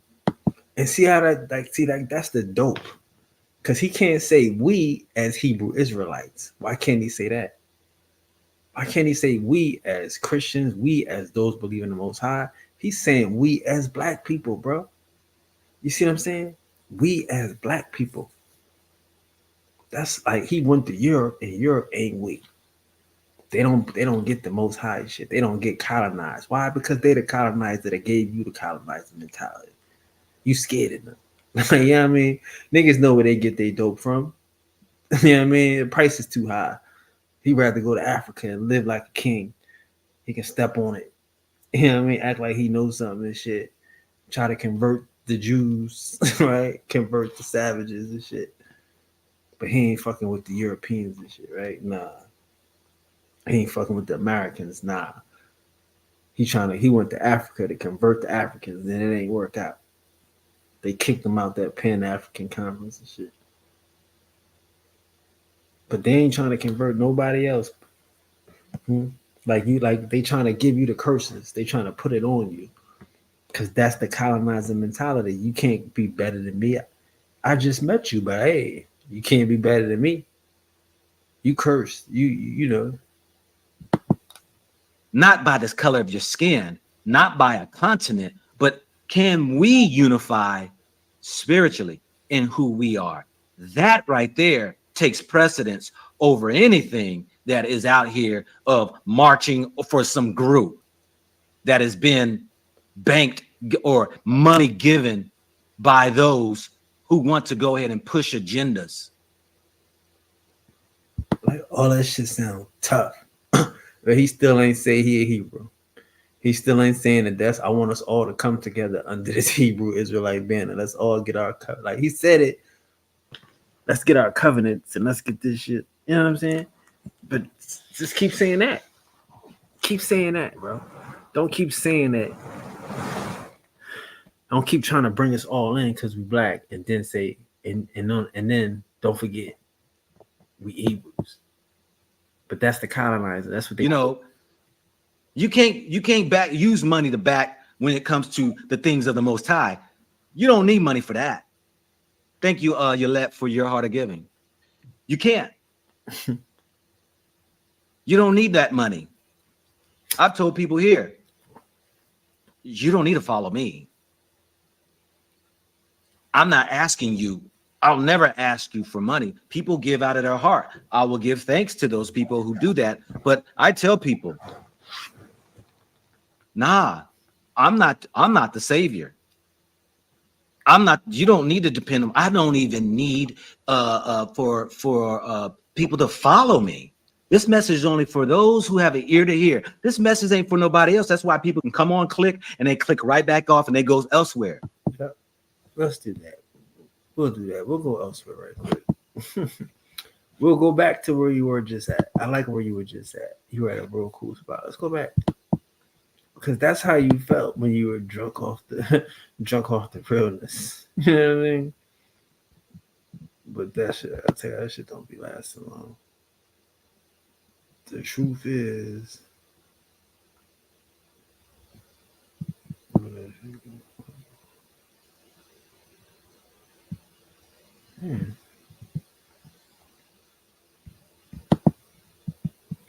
maybe I mixed it up. Maybe I didn't. You gonna find it this way from history.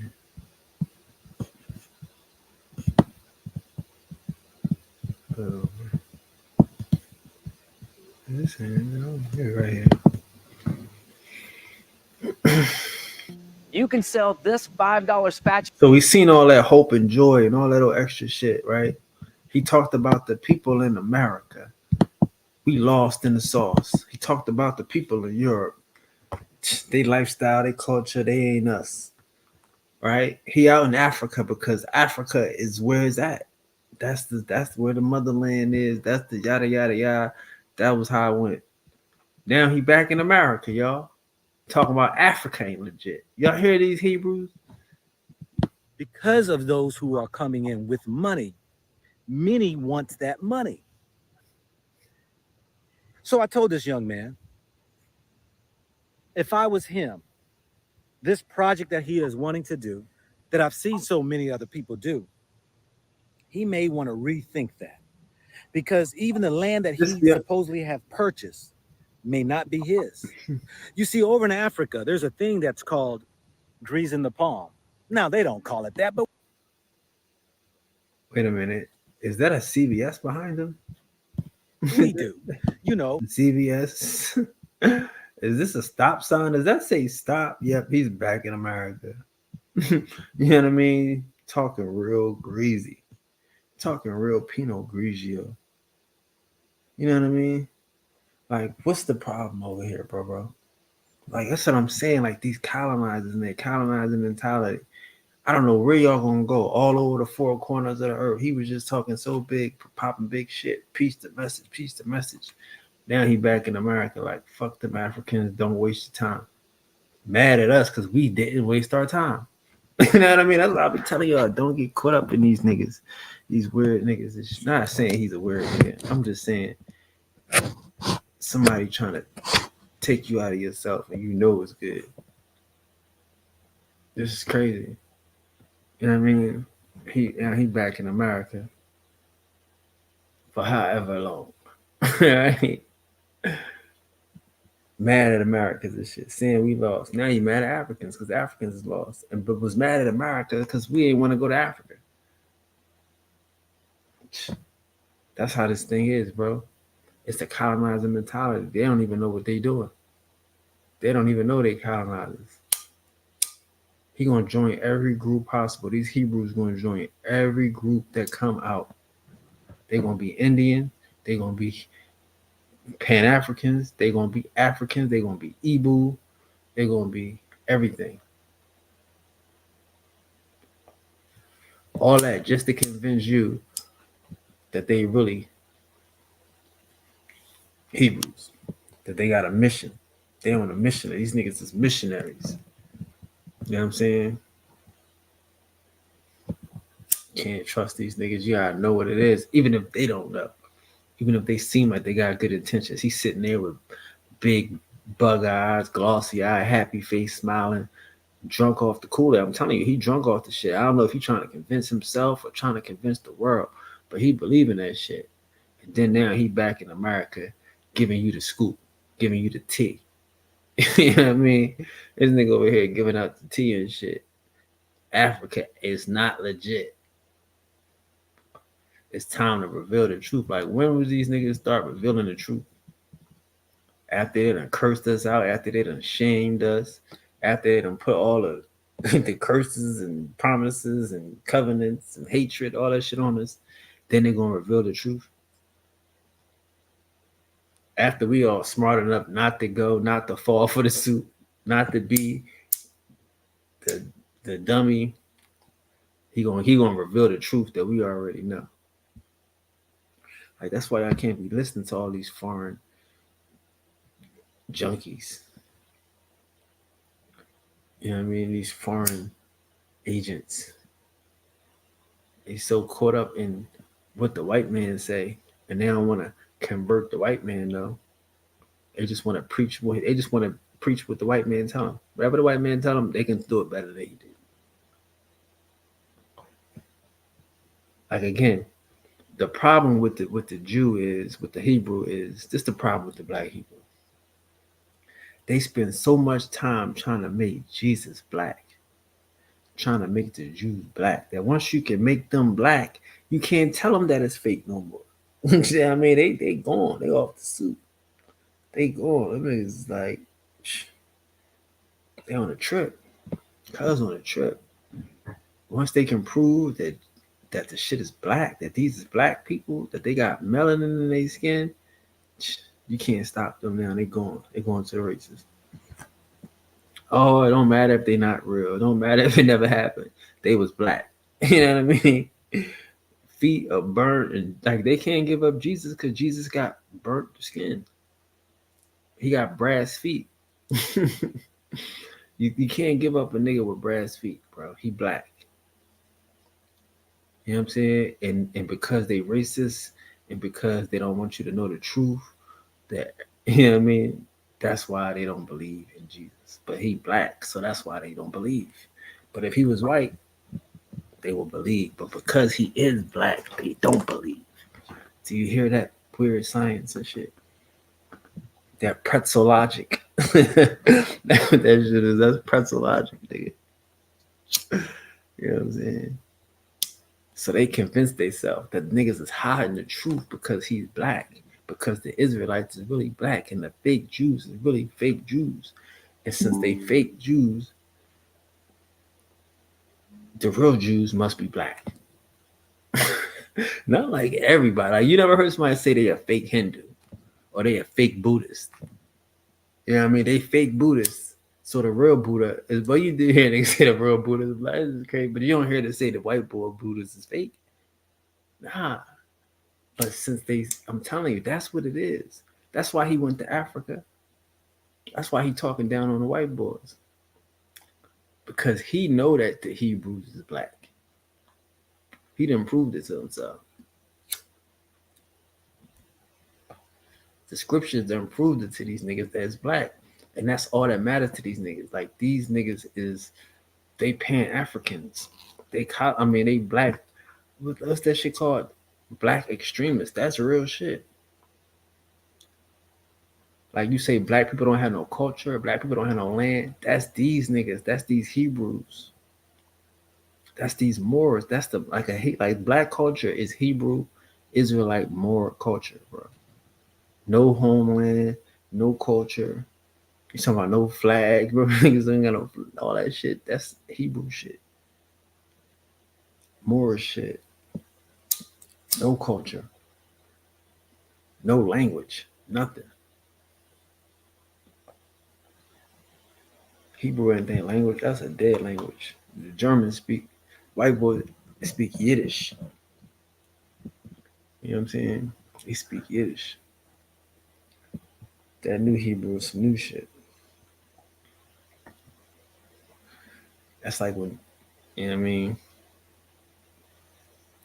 But that's the trick with these niggas. They blackity black. Nobody want to understand it. You know what I mean? But everybody is a Hebrew, but that's blackity blackity blackity black. I mean, it's like for real, bro. If you fall into that category, you believing that people in the Bible was black, you'll never let it go. Like if you believe that the people in the Bible was black people, that they are your family, you'll never let it go. Like first you gotta believe that the Bible is just a good book of fiction. It's a storybook. If you can't do that, bro, you gonna be hurting. These niggas playing the skin game. You know what I'm saying? And now he gonna reveal the truth. That's a shame. Like I wonder if he still talked to God. Remember he said the last video, God told him to go spread the message and shit. Shout out to God. Did God tell him to reveal the truth now and shit? Like, and I know it be like that sometimes. You know what I mean? Hey. But did God tell you that shit now? Or now you thinking on your own now? You know what I'm saying? Like these niggas is colonizers, yo. You got to look at these niggas right in their face and let them tell you they lies or they myth about going to heaven and shit. Like they scared. Don't nobody say, yo, we all going to my mansion. We gonna move into my mansion. We got a crib. No, they scared of heaven. They hope if we all believe in heaven, like again, understand the colonizer mentality. Like, what do I get from knowing about my covenants? What do I get? What do he get? He got a life of hurt, right? Not to say he hurting. I'm not saying financially about money. I'm saying like about stress and hurting. I get it. Life is a struggle. I get it. We're looking for one challenge after the next. But bro, what do you get? You talked about Pan Africans. They came and they going. What the Hebrews doing? They came and they went. You went to Africa. So I don't know what's going on. I don't know who's not a Hebrew. Showed y'all why they want to make everybody a Hebrew because it's going to protect their religion, their false doctrine. You can't have no older people than Hebrews, right? And again, I'm telling you, that's why you know that it's Jews behind the Bible. I mean, like for real, because the Jews got all the best positions. They the chosen people. You wouldn't keep that in your book that they the chosen people. You know what I'm saying? Like, I get it. It's true. All right, fuck it. But once you start believing all these truths that's only found in one book, that's how they get you.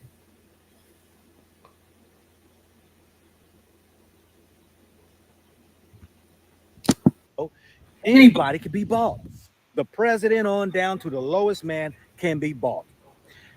Now, I'm not saying all presidents and every citizen, but what I'm saying is that we know that majority of these countries that have strong ties to Western worlds, these presidents, these administrators, whomever you want to give their titles, can be controlled by money.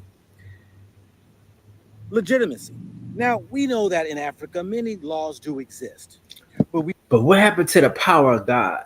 Oh, I mean, these niggas talking about God and all this shit. We got covenants. God don't make it. It don't make a way for you. Like I got powers, my nigga. I don't worry about regular shit. It ain't easier for you because you a Hebrew. People don't see you and like they don't buy into your shit. The stuff you saying don't resonate. You don't have a different experience than the average person because you a Hebrew. Because you one of God's chosen. Like you don't get benefits. What's the point of being this shit? If all y'all doing is complaining, you don't get no goodies and shit. You don't get no perks for being one of the chosen ass niggas. You don't get nothing. Because again, he just told you about the covenants and all this whole fly shit, but it don't do nothing for you in a real way. Like for real, like what about the energy? When people seen Moses, his face was glowing. Your face don't glow. People can't. They don't see the God in you. It don't radiate. You weren't like I say. Like again, these niggas go to these places and they come back empty handed. They be looking for a movement and they come back empty handed. He's saying he ain't looking for followers, and I get it. But I mean, if you got followers, you got followers, brother. You can't. I mean, you don't have to be mad at the shit. You got 300,000 people here. They should be followers. What the fuck is going on? They should all be Hebrews, at least 100,000. The fuck. So when you walk around in the world, you should be glowing. You should be showing the grace of God. It should be, I'm a Hebrew. Niggas should be gravitating towards you. Doors should be opening up. You should be fucking around and should be like floating on air because you a Hebrew. Why are you acting like it's not like that? Why are you acting like it's struggling and it's trauma and it's drama and it ain't worth nothing? We know many laws could be broken. And that is being broken by the show of money. Now, I myself can go around Africa, and if I need something, I can just pay somebody to do it. If I want to skip the line, I can pay somebody to do it. If I want my paperwork, whether it's for land or for a house or whether it's for a car, whatever, if you got the money to expedite something, your money will make way. See, what about the God? What about the God? What about the God? What about spirituality? Ain't no spirituality with these Hebrews, bro. These niggas don't have no spirituality. They don't have no purpose in life. They're not aligned with their purpose. They don't feel like they're aligned with their purpose. He's struggling with his purpose. Trying to preach the message, and you got 300,000. You got a small, large city. You know what I mean? You should have a basketball team with 300,000 people. You about as big as fucking, Oklahoma City. He could be the Thunder. But they ain't got no movement. Ain't nobody go back to Africa. He came back to America and he ain't got no glove. People not gravitating towards him. He gotta pay people. He gotta use money. He gotta be a regular pedestrian. I want to know where's the purpose of being a Hebrew? Show me, because everybody seem like they Hebrew, and you don't get nothing for it at all. This is one of the hindrances that I find in Africa because of the fact that it takes everything so long to happen because people who's got that money and they want to do business immediately are willing to pay, and your paperwork sits on the desk for months in and out being bypassed because there are people out there who bring in this paperwork to be done who are getting paid money. You know, I don't want to be a bearer of bad news, and I don't want to make it seem like I don't want to be a bad news, and I don't want to make it seem like I ain't got no power, and the Most High ain't gonna do shit for you when you get off the plane. Like that's, I mean, come on, y'all. If he was trying to make some colonizers today, he doing a bad job. He was trying to reinforce this Hebrew Israelite mentality. He not recruiting no missionaries because the power of God ain't with you. The hand of God ain't over you. The blood of Jesus ain't with you. You know, he's asked for traveling grace. No, sir. Where the traveling grace at? You know what I mean? Where the nigga taking you over the highways and the byways? Where that God at? You know what I mean? He ain't the God of the Hebrews and shit. He over there, he gotta pay for stuff. He over there complaining and shit. He ain't got no traveling grace. Huh? He ain't let Jesus take the wheel ass. Why I want to be a Hebrew? Huh? Why I want to spread this bullshit gospel, this message, this return to sender message. Y'all hear this return to sender shit? That's what he's doing, returning to sender. I am saying that. How do you navigate through? Because you've Off the word of the Lord, off the will of Jesus, brother, off the plan of the Lord, the Most High, whatever y'all believe in, y'all sure kalala. See, I'm saying they don't believe in that shit. When the rubber meet the road,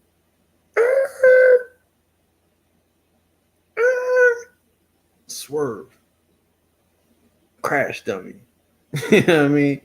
He don't believe in that shit. That shit didn't work for him. I tell you, I'll go anywhere in the world. I believe in this shit. It works for me. I don't care. I don't need a reservation. I don't need nothing. It works for me. Why don't it work for him? What's the point of being a Hebrew? It's crazy. if you don't know how to come and approach I people, don't know. That's what the Lord is for, right? That's why I believe. That's what these promises and these covenants is for. Like, what was the Hebrew? What's the Hebrew for? You just a black man out here, huh? You just a lost black man with no culture, no family, no connection. This shit ain't good for nothing, yo. It's colonizer shit. Outdated colonizer shit. people being apprehensive with no trust in them, you're going to get fooled, scammed, taken advantage of. Sad to say. So my approach when I come into Africa, I trust nobody. Hell, I barely trust my damn self. Wow. Why would I want to put a trust in what somebody tells me what they're able to do? And that's what I be trying to tell y'all. You know, we all make mistakes, brother. I go through life, you know what I mean? Shit be happening. I'm like, damn, is that real? It be real, you know? I get it. But I know, like, all things work together, right? For good. What's going on with him? Why don't you trust yourself? I tell you, you got to trust yourself. You got to trust yourself, brother. We can make mistakes. That happens. But I trust that it's gonna work out for my good. Like like, did he believe? Would he even be reading? Would he out here propagating? Would he pushing on y'all? All things work together for good for them that love the Lord and are called according to his purpose. Nigga, I thought you was on a mission. I thought you had a message.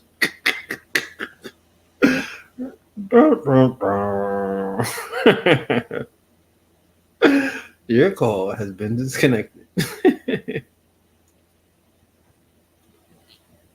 That's a damn shame, bro. That's a shame and shit. He don't even be believing the shit they saying. Like, you got a message from God, nigga. If I talk to God, God told me some shit. Y'all know I'd be crazy. I'm going off the shit. Other niggas told me that God told them. God told them I was gonna save the world. I believed him. What if God would have told me that? I never said God said I was gonna. I'm God. What you talking about? But this nigga said God gave him a message, right? And now he don't trust himself. He don't trust. I mean, did he trust himself with the message? That's crazy. I feel you. So yeah, he shouldn't even went out there, bro. That's time to he revealed the truth, y'all. He don't trust himself. He got a message from God that he shouldn't have trusted.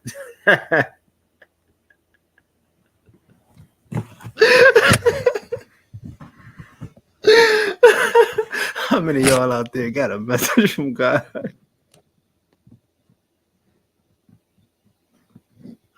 that you shouldn't have trusted? Hallelujah.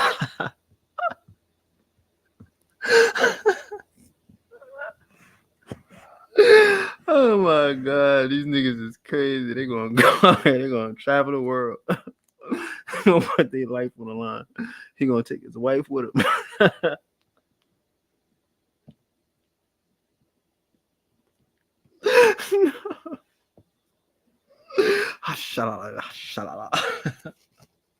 But I don't trust it.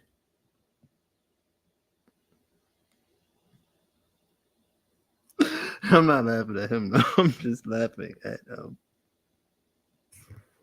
the truth. The reveal of the truth.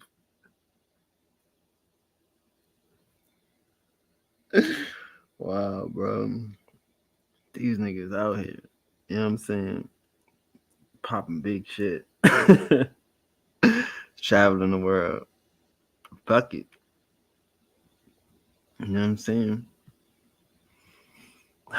What y'all gonna do? I mean, what we gonna? I mean, come on, man. This is crazy, bro. This is crazy. That's what I'm telling you. People saying they hearing the voice of God, like, you know. Like again, that's why my mom, she can't admit that she said it because she's not gonna admit that God told her nothing tonight. She nobody admitting that shit. God told me nothing. Nigga, you told yourself that. God ain't tell me nothing. I'm this nigga run around here. God give me a message, but I don't trust myself.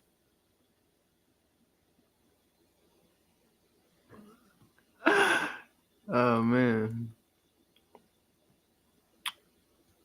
Hallelujah. Robot.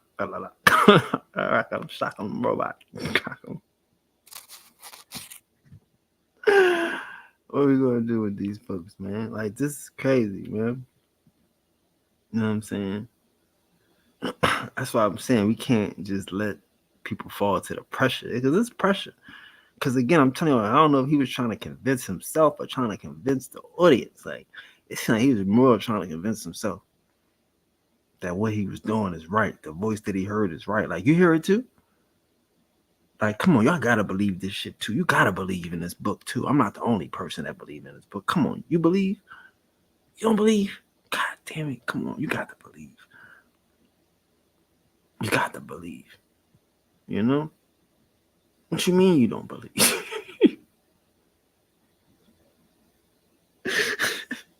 I mean, it's collusion. I'm telling you, bro. It's collusion and shit.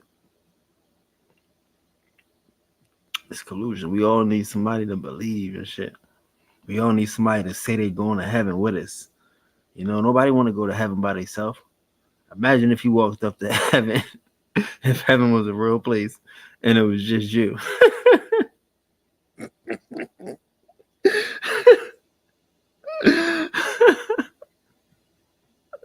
Imagine that. They be mad as shit. Cause like at least they feel like, you know, they gonna see they like, you know, they think they gonna see they church family at least. Gonna see the pastor. He gonna be helping them, guiding them, navigating them through heaven.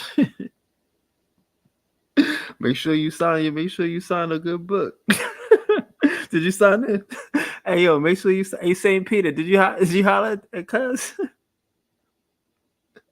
Make sure you sign in, cuz. Oh, thank you, Pastor. She got to sign the book. Oh my God, ain't nobody up there but you, baby. It's just you. Everything that the streets is paved with gold is money on the trees.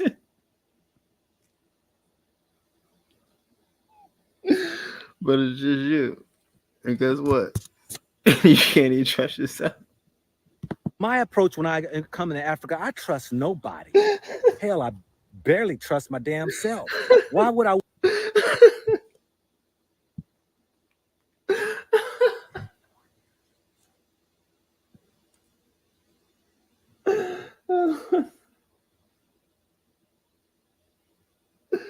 Why would I even go?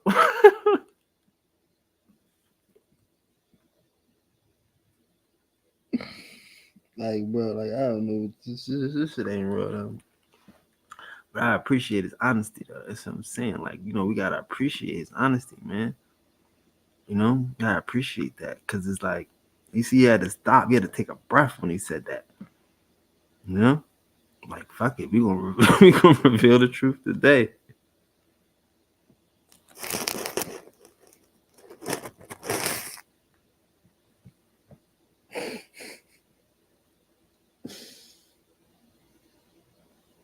This shit is unreal.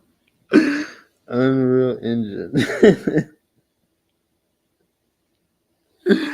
This is unreal. Like, you know what I'm saying?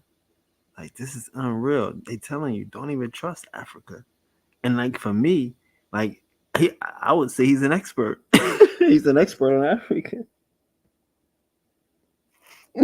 He an expert on God. At all. At all.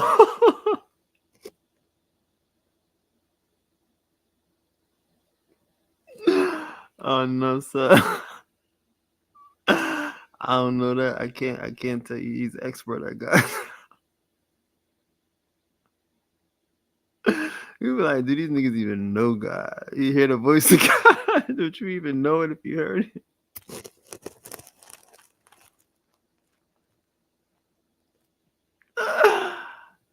Oh my God.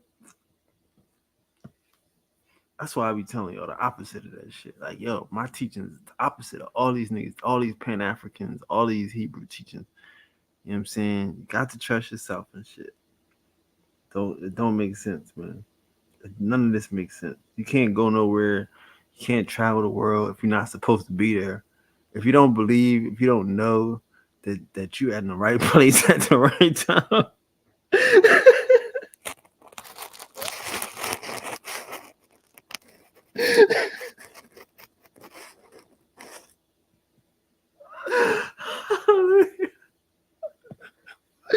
Like, I be swearing to God, these niggas ain't really about it, bro. Like, they just be drunk. Like, I'll tell you, man, they be drunk off this shit. They be believing nothing. They believe nothing. Shit. If they really believe half the shit they said, it would work. It would work. It would work, bro. It would work. It'd be infectious. It'd be contagious. It wouldn't just be entertaining. But for real, I don't know, bro. Like, a nigga told me, God told me to do something and shit. And then I'm not sure if God made the right decision. Like, for real, why you back in America if God sent you to Africa, nigga? Like, niggas be disobeying. Niggas be disobeying and shit. Niggas do what they want to do out here and shit.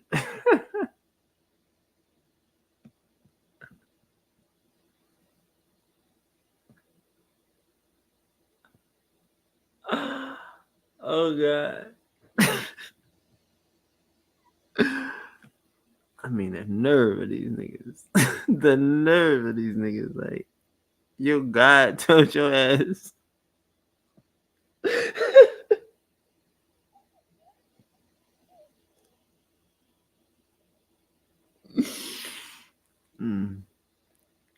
Like, you lucky, bro. I wish I had a cop out like that. I wish God could tell me some shit. I wish it was that simple, bro. You know what I mean? You know how simple that shit is.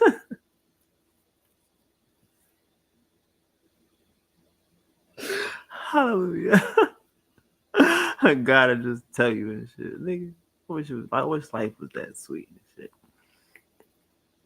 Oh my God, it is sweet. It is. You can just know some shit. I get it, But it's not like a nigga just telling. It ain't like a YouTube tutorial and shit.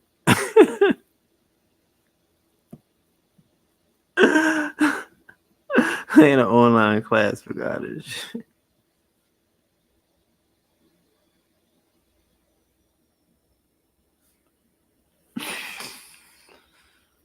Man, like I'm telling y'all, this gonna be every Hebrew Israelite in like 5 years. It's gonna be all them niggas and shit. That colonizer mentality and shit. They all believe that God wants them to do a job here. That God wants them to convert us. That God wants them to make sure that we all know that we really Hebrews and shit. You know? But they can't, you know?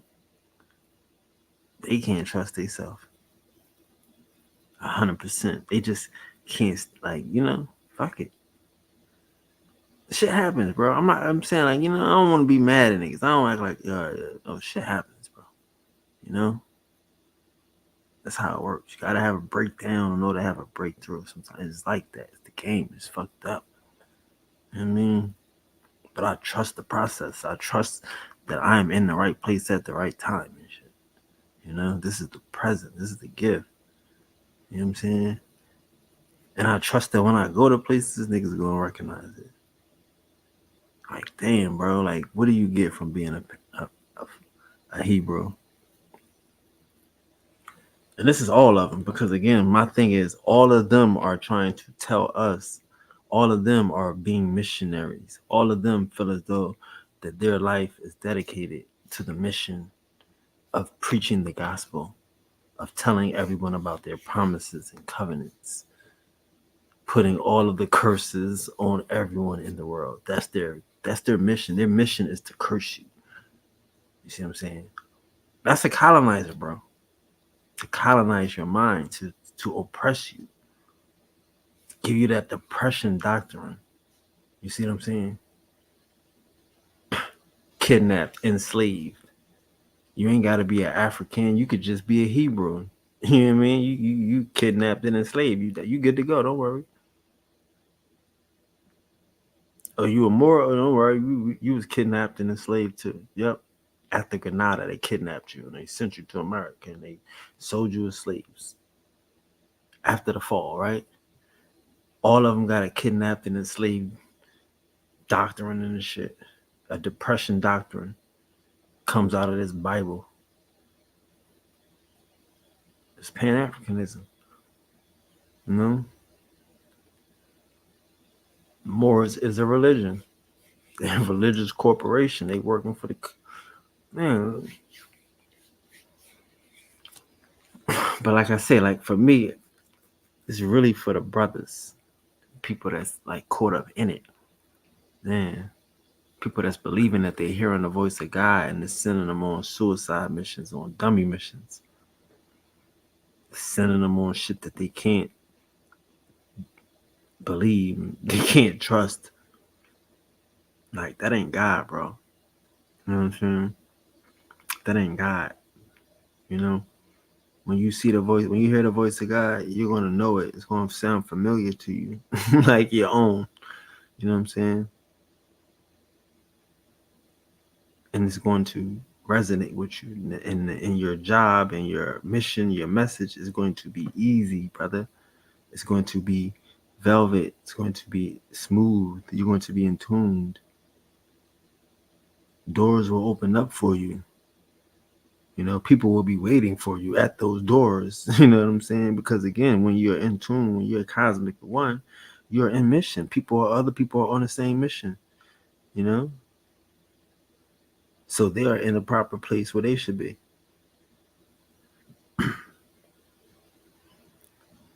But when you're not on mission, you'll feel it. You'll know it. You start second guessing. Start getting nervous. Won't be able to trust. Won't be able to immerse yourself in the moment. Enjoy the spiritual experience. Because again, the last thing he was talking about was what? Spirituality. I don't care about race, color. I just want to get involved in spirituality. Well, spirituality is immersing yourself in the moment. It's trusting yourself and trusting your now, trusting your present. That's true spirituality. Even if the bad shit happen, if you hanging off a cliff, you should be sitting there laughing like, God damn it, this is gonna be a funny story. Like, wait till I'm at the bar telling this story. Oh, how'd you get on the side of the cliff? Well, it all happened. You know what I mean? Like, you on the side of the cliff, think about how you gonna be telling this story, not worried about how you gonna get up. You know what I'm saying? That's when you in tune, because this ain't the end of you. You on a mission. Like, I heard Ali and Muhammad last night talking about destiny. He was like, he preaching my whole spill. And I love it. I love it. I love it. That's what y'all Hebrews need to get on. Y'all need to get into your destiny and start taking control of your destiny. If you're on a mission, then brother, then you need to immerse yourself in it. Live in a world where you can't trust yourself. Whose fault is that? And you heard the voice of God. How many of y'all hearing the voice of God and don't trust it? It must be a reason. It must be a reason. Shit. It's just, you know what I'm saying? Shit sounds crazy as it is, right? Yeah, man, we need to start focusing on that. I want to put a trust in what somebody tells me what they're able to do. Why would I want to trust somebody? I don't care who they are, yet they will say they can provide us something for you if you give them money, and yet in return, you may not get what you thought. Legitimacy. Is Africa legitimate? Is there a legitimacy in the ways of Africa? For In the the most ways, part, there's not. Sad to in the ways of Africa. So that's all I'm saying. Like, this is some colonizer mentality. This whole Hebrew mentality is to give you the covenants and the promises, but it comes along with some curses. It comes along with some hatred. It comes along with being oppressed. Like, again, they not expecting to win. You gotta understand, Moses in the Bible had to go. Like, I love that part of the Bible. That's my favorite part. Moses had to go talk to Pharaoh, and God told the nigga, "But I'm a harden his heart. Like, you gotta show him your best trick. I'm gonna tell you what to do, but it ain't gonna work." You know what I mean? So that's how these niggas is living. They got references of when God will give you your best shit, but it won't work. You know what I mean? God gave you his best shit, but it ain't gonna work. You know what I mean? And hey, God made it not work. If you could believe it, hey, whatever it say. And I tell you, man, I used to believe it. I used to love that part. You know what I mean? But that tell you just to go out there and do your best, motherfucker. Put on your best foot forward. I don't care, cause you know, hey, like sometimes, like, you know, hey, you don't. God might be wrong and shit. I got to do my best and shit. Like, that's how I be feeling and shit. I do my best. I don't give a fuck. That nigga tell me, you know, but you gonna lose and shit. Okay. You right. I mean, I don't know. I don't know. I won't be shocked if I win. How about that? So that's how these Hebrews living. Like, God told them, yo, look, you gonna go out there, you gonna tell Pharaoh this, you gonna go drop down your staff, you gonna do this, you gonna, like, how many plagues you got to give a nigga? How many warning shots you got to give a nigga? Right? So that's a lot of their mentality. They got that loser. I ain't know, this is a loser. That's a loser, right? I guess that's a loser. I guess that's, yeah, that's like, you know what I mean?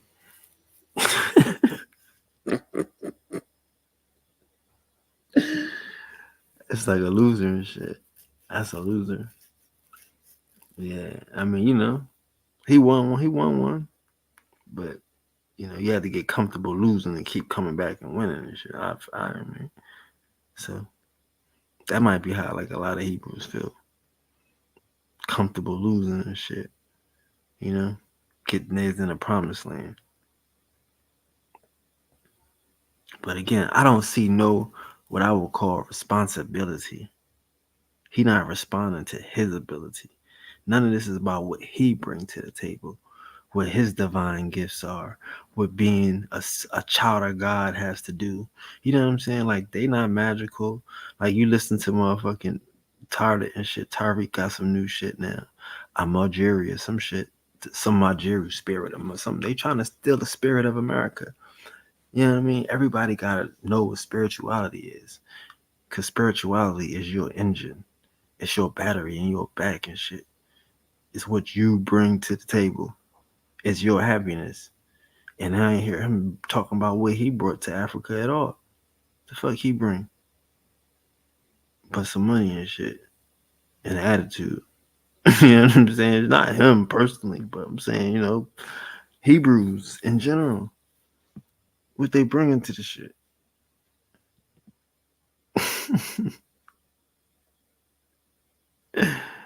This is crazy because you gotta think about that, bro. I'm trying to think about it. Doesn't make sense. Does it make sense? Nothing. These niggas don't bring nothing. To say. And as this young man told me, he said, "Well, I've never heard you say these things on your videos while you're on YouTube." And I said, "Oh, yes, I have. I've warned many of people in how to do business and what not to buy and what type of investments that you should do." But I keep getting emails, I keep getting calls on people who get scammed. The number one thing that people get scammed in Africa is land. You got people out here who were selling land. Where are they now? Every time I see people who sell land, there's always accusations Yeah. that they've been scammed by these people. I don't know, yo. I don't know. So yeah, I hope that answered some of our questions. Kind of answered some for me. I wasn't sure if they would answer them all, but my question was, who's a Hebrew Israelite? It seemed like everybody's a Hebrew Israelite. And are they colonizers? And it definitely seemed like they're colonizers to me. So I don't know.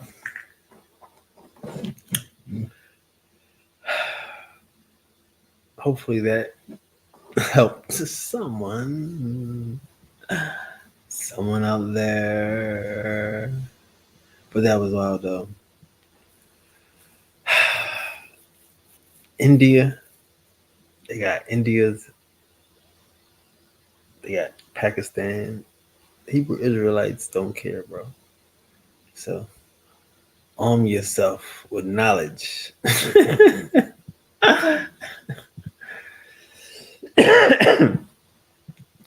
But hold on, let me just stick with that for a second though. I think that's important.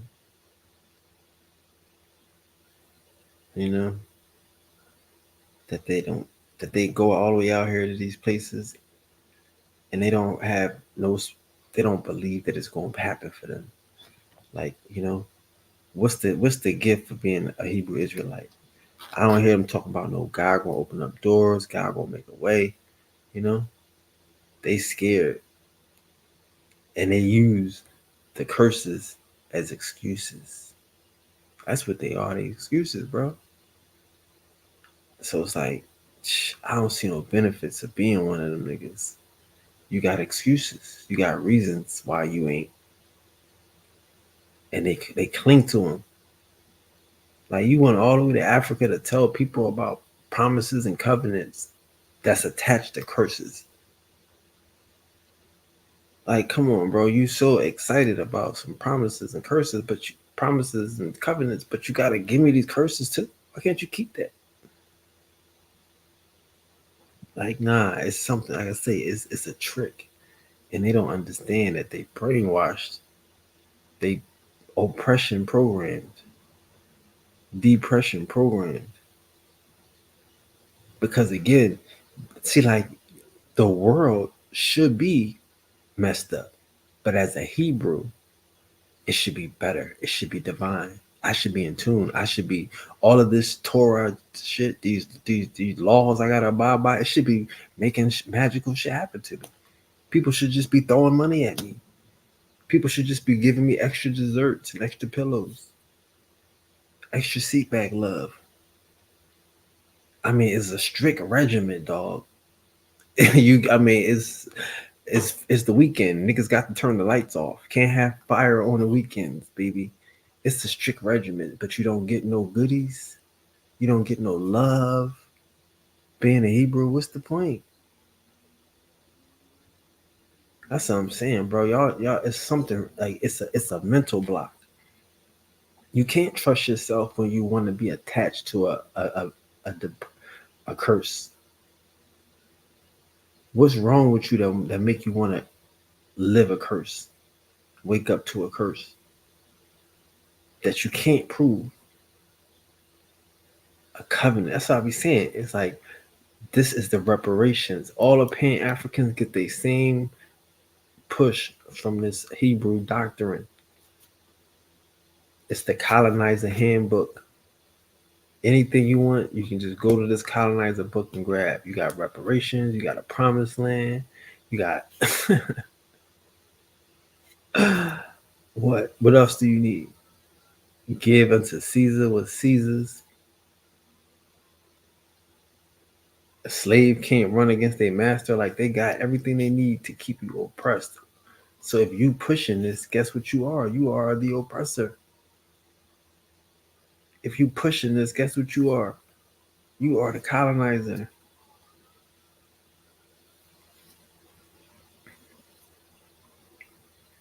Like for real, like you don't see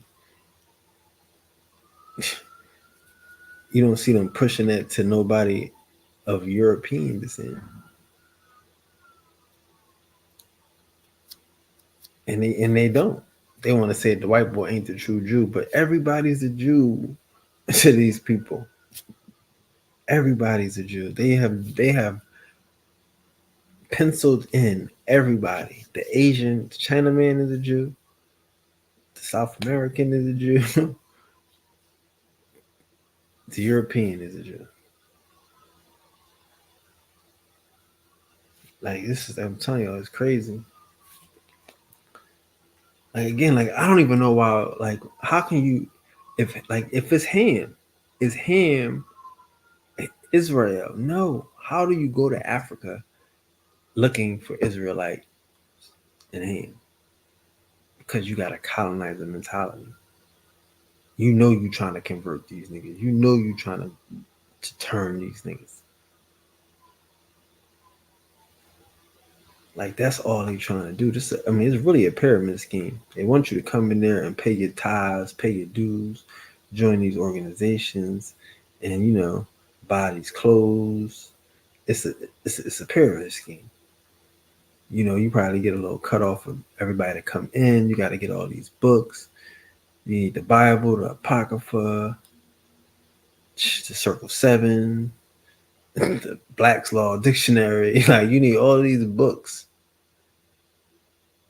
and you got to get them from Moors and Hebrews. You know what I'm saying? So that's how they make their money, off of new people. Pyramid scheme ass. Can't get involved in this stream. You got to look at it for what it is. It's worthless, bro.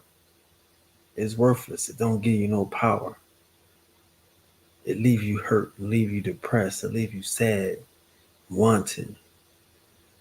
You know? Like for real. Like, and they colonizers, they doing it willingly. And again, some of them don't have the mind. They're not mentally in tune. Like again, like you can look at some of these people and be like, yo, is he all together? Like who, like I say, who is he trying to convince here? Some of this shit is like, it's, you can just look at it, nigga. And it's not like he trying too hard. That wasn't like he was trying too hard. But you can see it. I can see it. Like, dude, is you serious? Like you really, really, you don't believe what you're saying right now.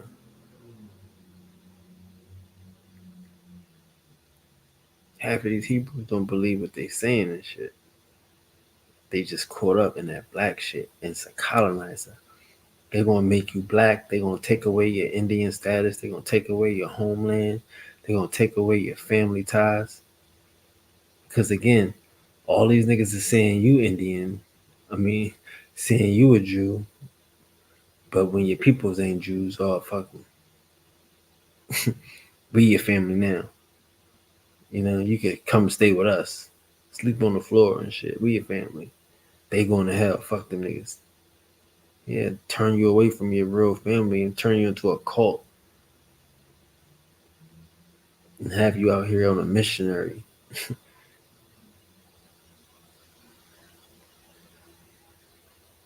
this, this would be dangerous, bro. Like to me, this is dangerous. All one web. It's a two-headed monster.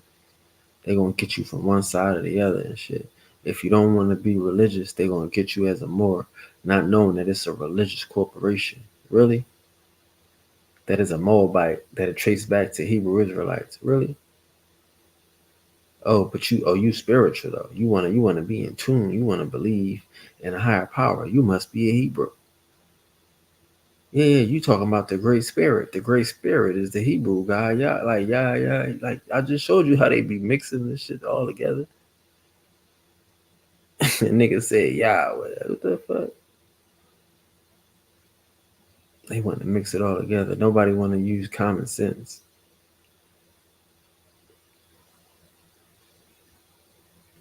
They went from a bloodline to a damn indoctrination to a mission. It went from two people, right? Who had two kids. One died, so it went back down to one person because he had a kid with a woman who wasn't a Hebrew, right? Obviously, right? And they kid had a kid with a woman who wasn't a Hebrew, right? And they, you know what I'm saying? So it's a bunch of bastard Hebrews out here in the world. A lot of mulatto Hebrews and shit. You know what I mean? Ain't been a pure Hebrew since Cain out this bitch. If you really want to talk. But it ain't true. None of that's true. You know what I'm saying? But again, if it was true, how do a mixed breed of people that always had to have sex with a woman that wasn't a Hebrew, right, get to claim some shit? They get to claim that everybody them, and they out here mating with everybody else. That's what I'm saying. If it wasn't for everybody else, it wouldn't be no Hebrews, because they had to have sex with somebody. Cain had to find a wife, and Enoch had to find a wife. You know what I'm saying? All these niggas wasn't on tanchans.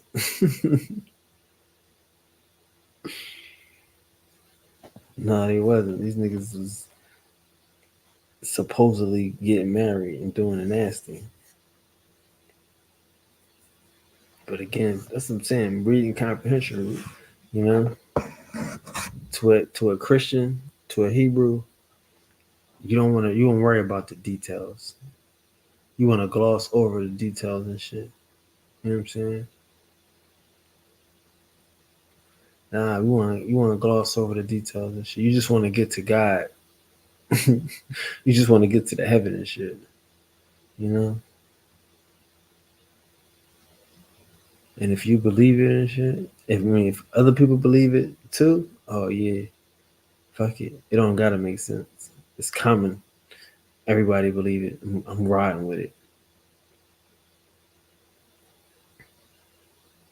But yeah, the days of waiting on heaven is over and shit. Like how many these niggas waiting on heaven? And that's what I'm saying. Like the Hebrews don't even have a heaven, bro. Like what do you get for being a Hebrew? That's why you know they Christians, because they don't have a heaven, but they talking about a covenant in a promised land. Like you gonna be a missionary when you got a promised land. Like where does the disconnect? Why don't you be a missionary in the prime. Like, shout out to the niggas that's going home, taking care of their homeland. I'm in America. But where does the disconnect lie?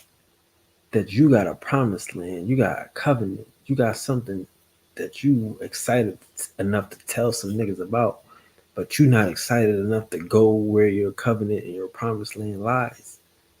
It's I gotta see that it's a disconnect there. It's something that don't make sense. It's it's IUIC in India. Excuse me. They out there going, not saying that they really there, right? I doubt it that they really there, but in their mind, they trying to convert and trying to convince you to believe that Indians is Hebrews. Everybody is a Hebrew. Moors is trying to get you to believe that Jesus was in India with his Circle 7 Quran. Knockoff latter years that Jesus has. This is a religious conundrum, y'all.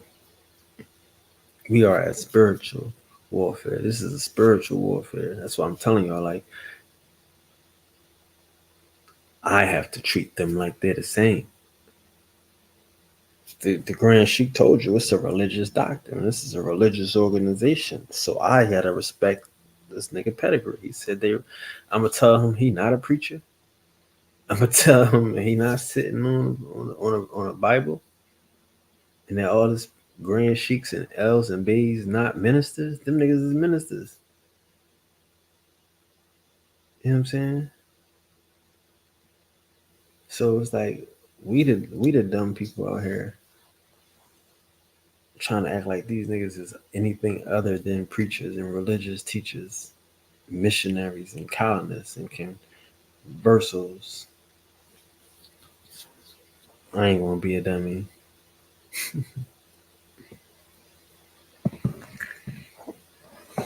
Nobody told you today. I love you. I love being in love with you. Peace to the gods, the gods, the gods, the gods. Peace to the goddesses. Hey. How y'all feel out there? Oh yeah. Thanks for hanging out. Hope this helps. Peace.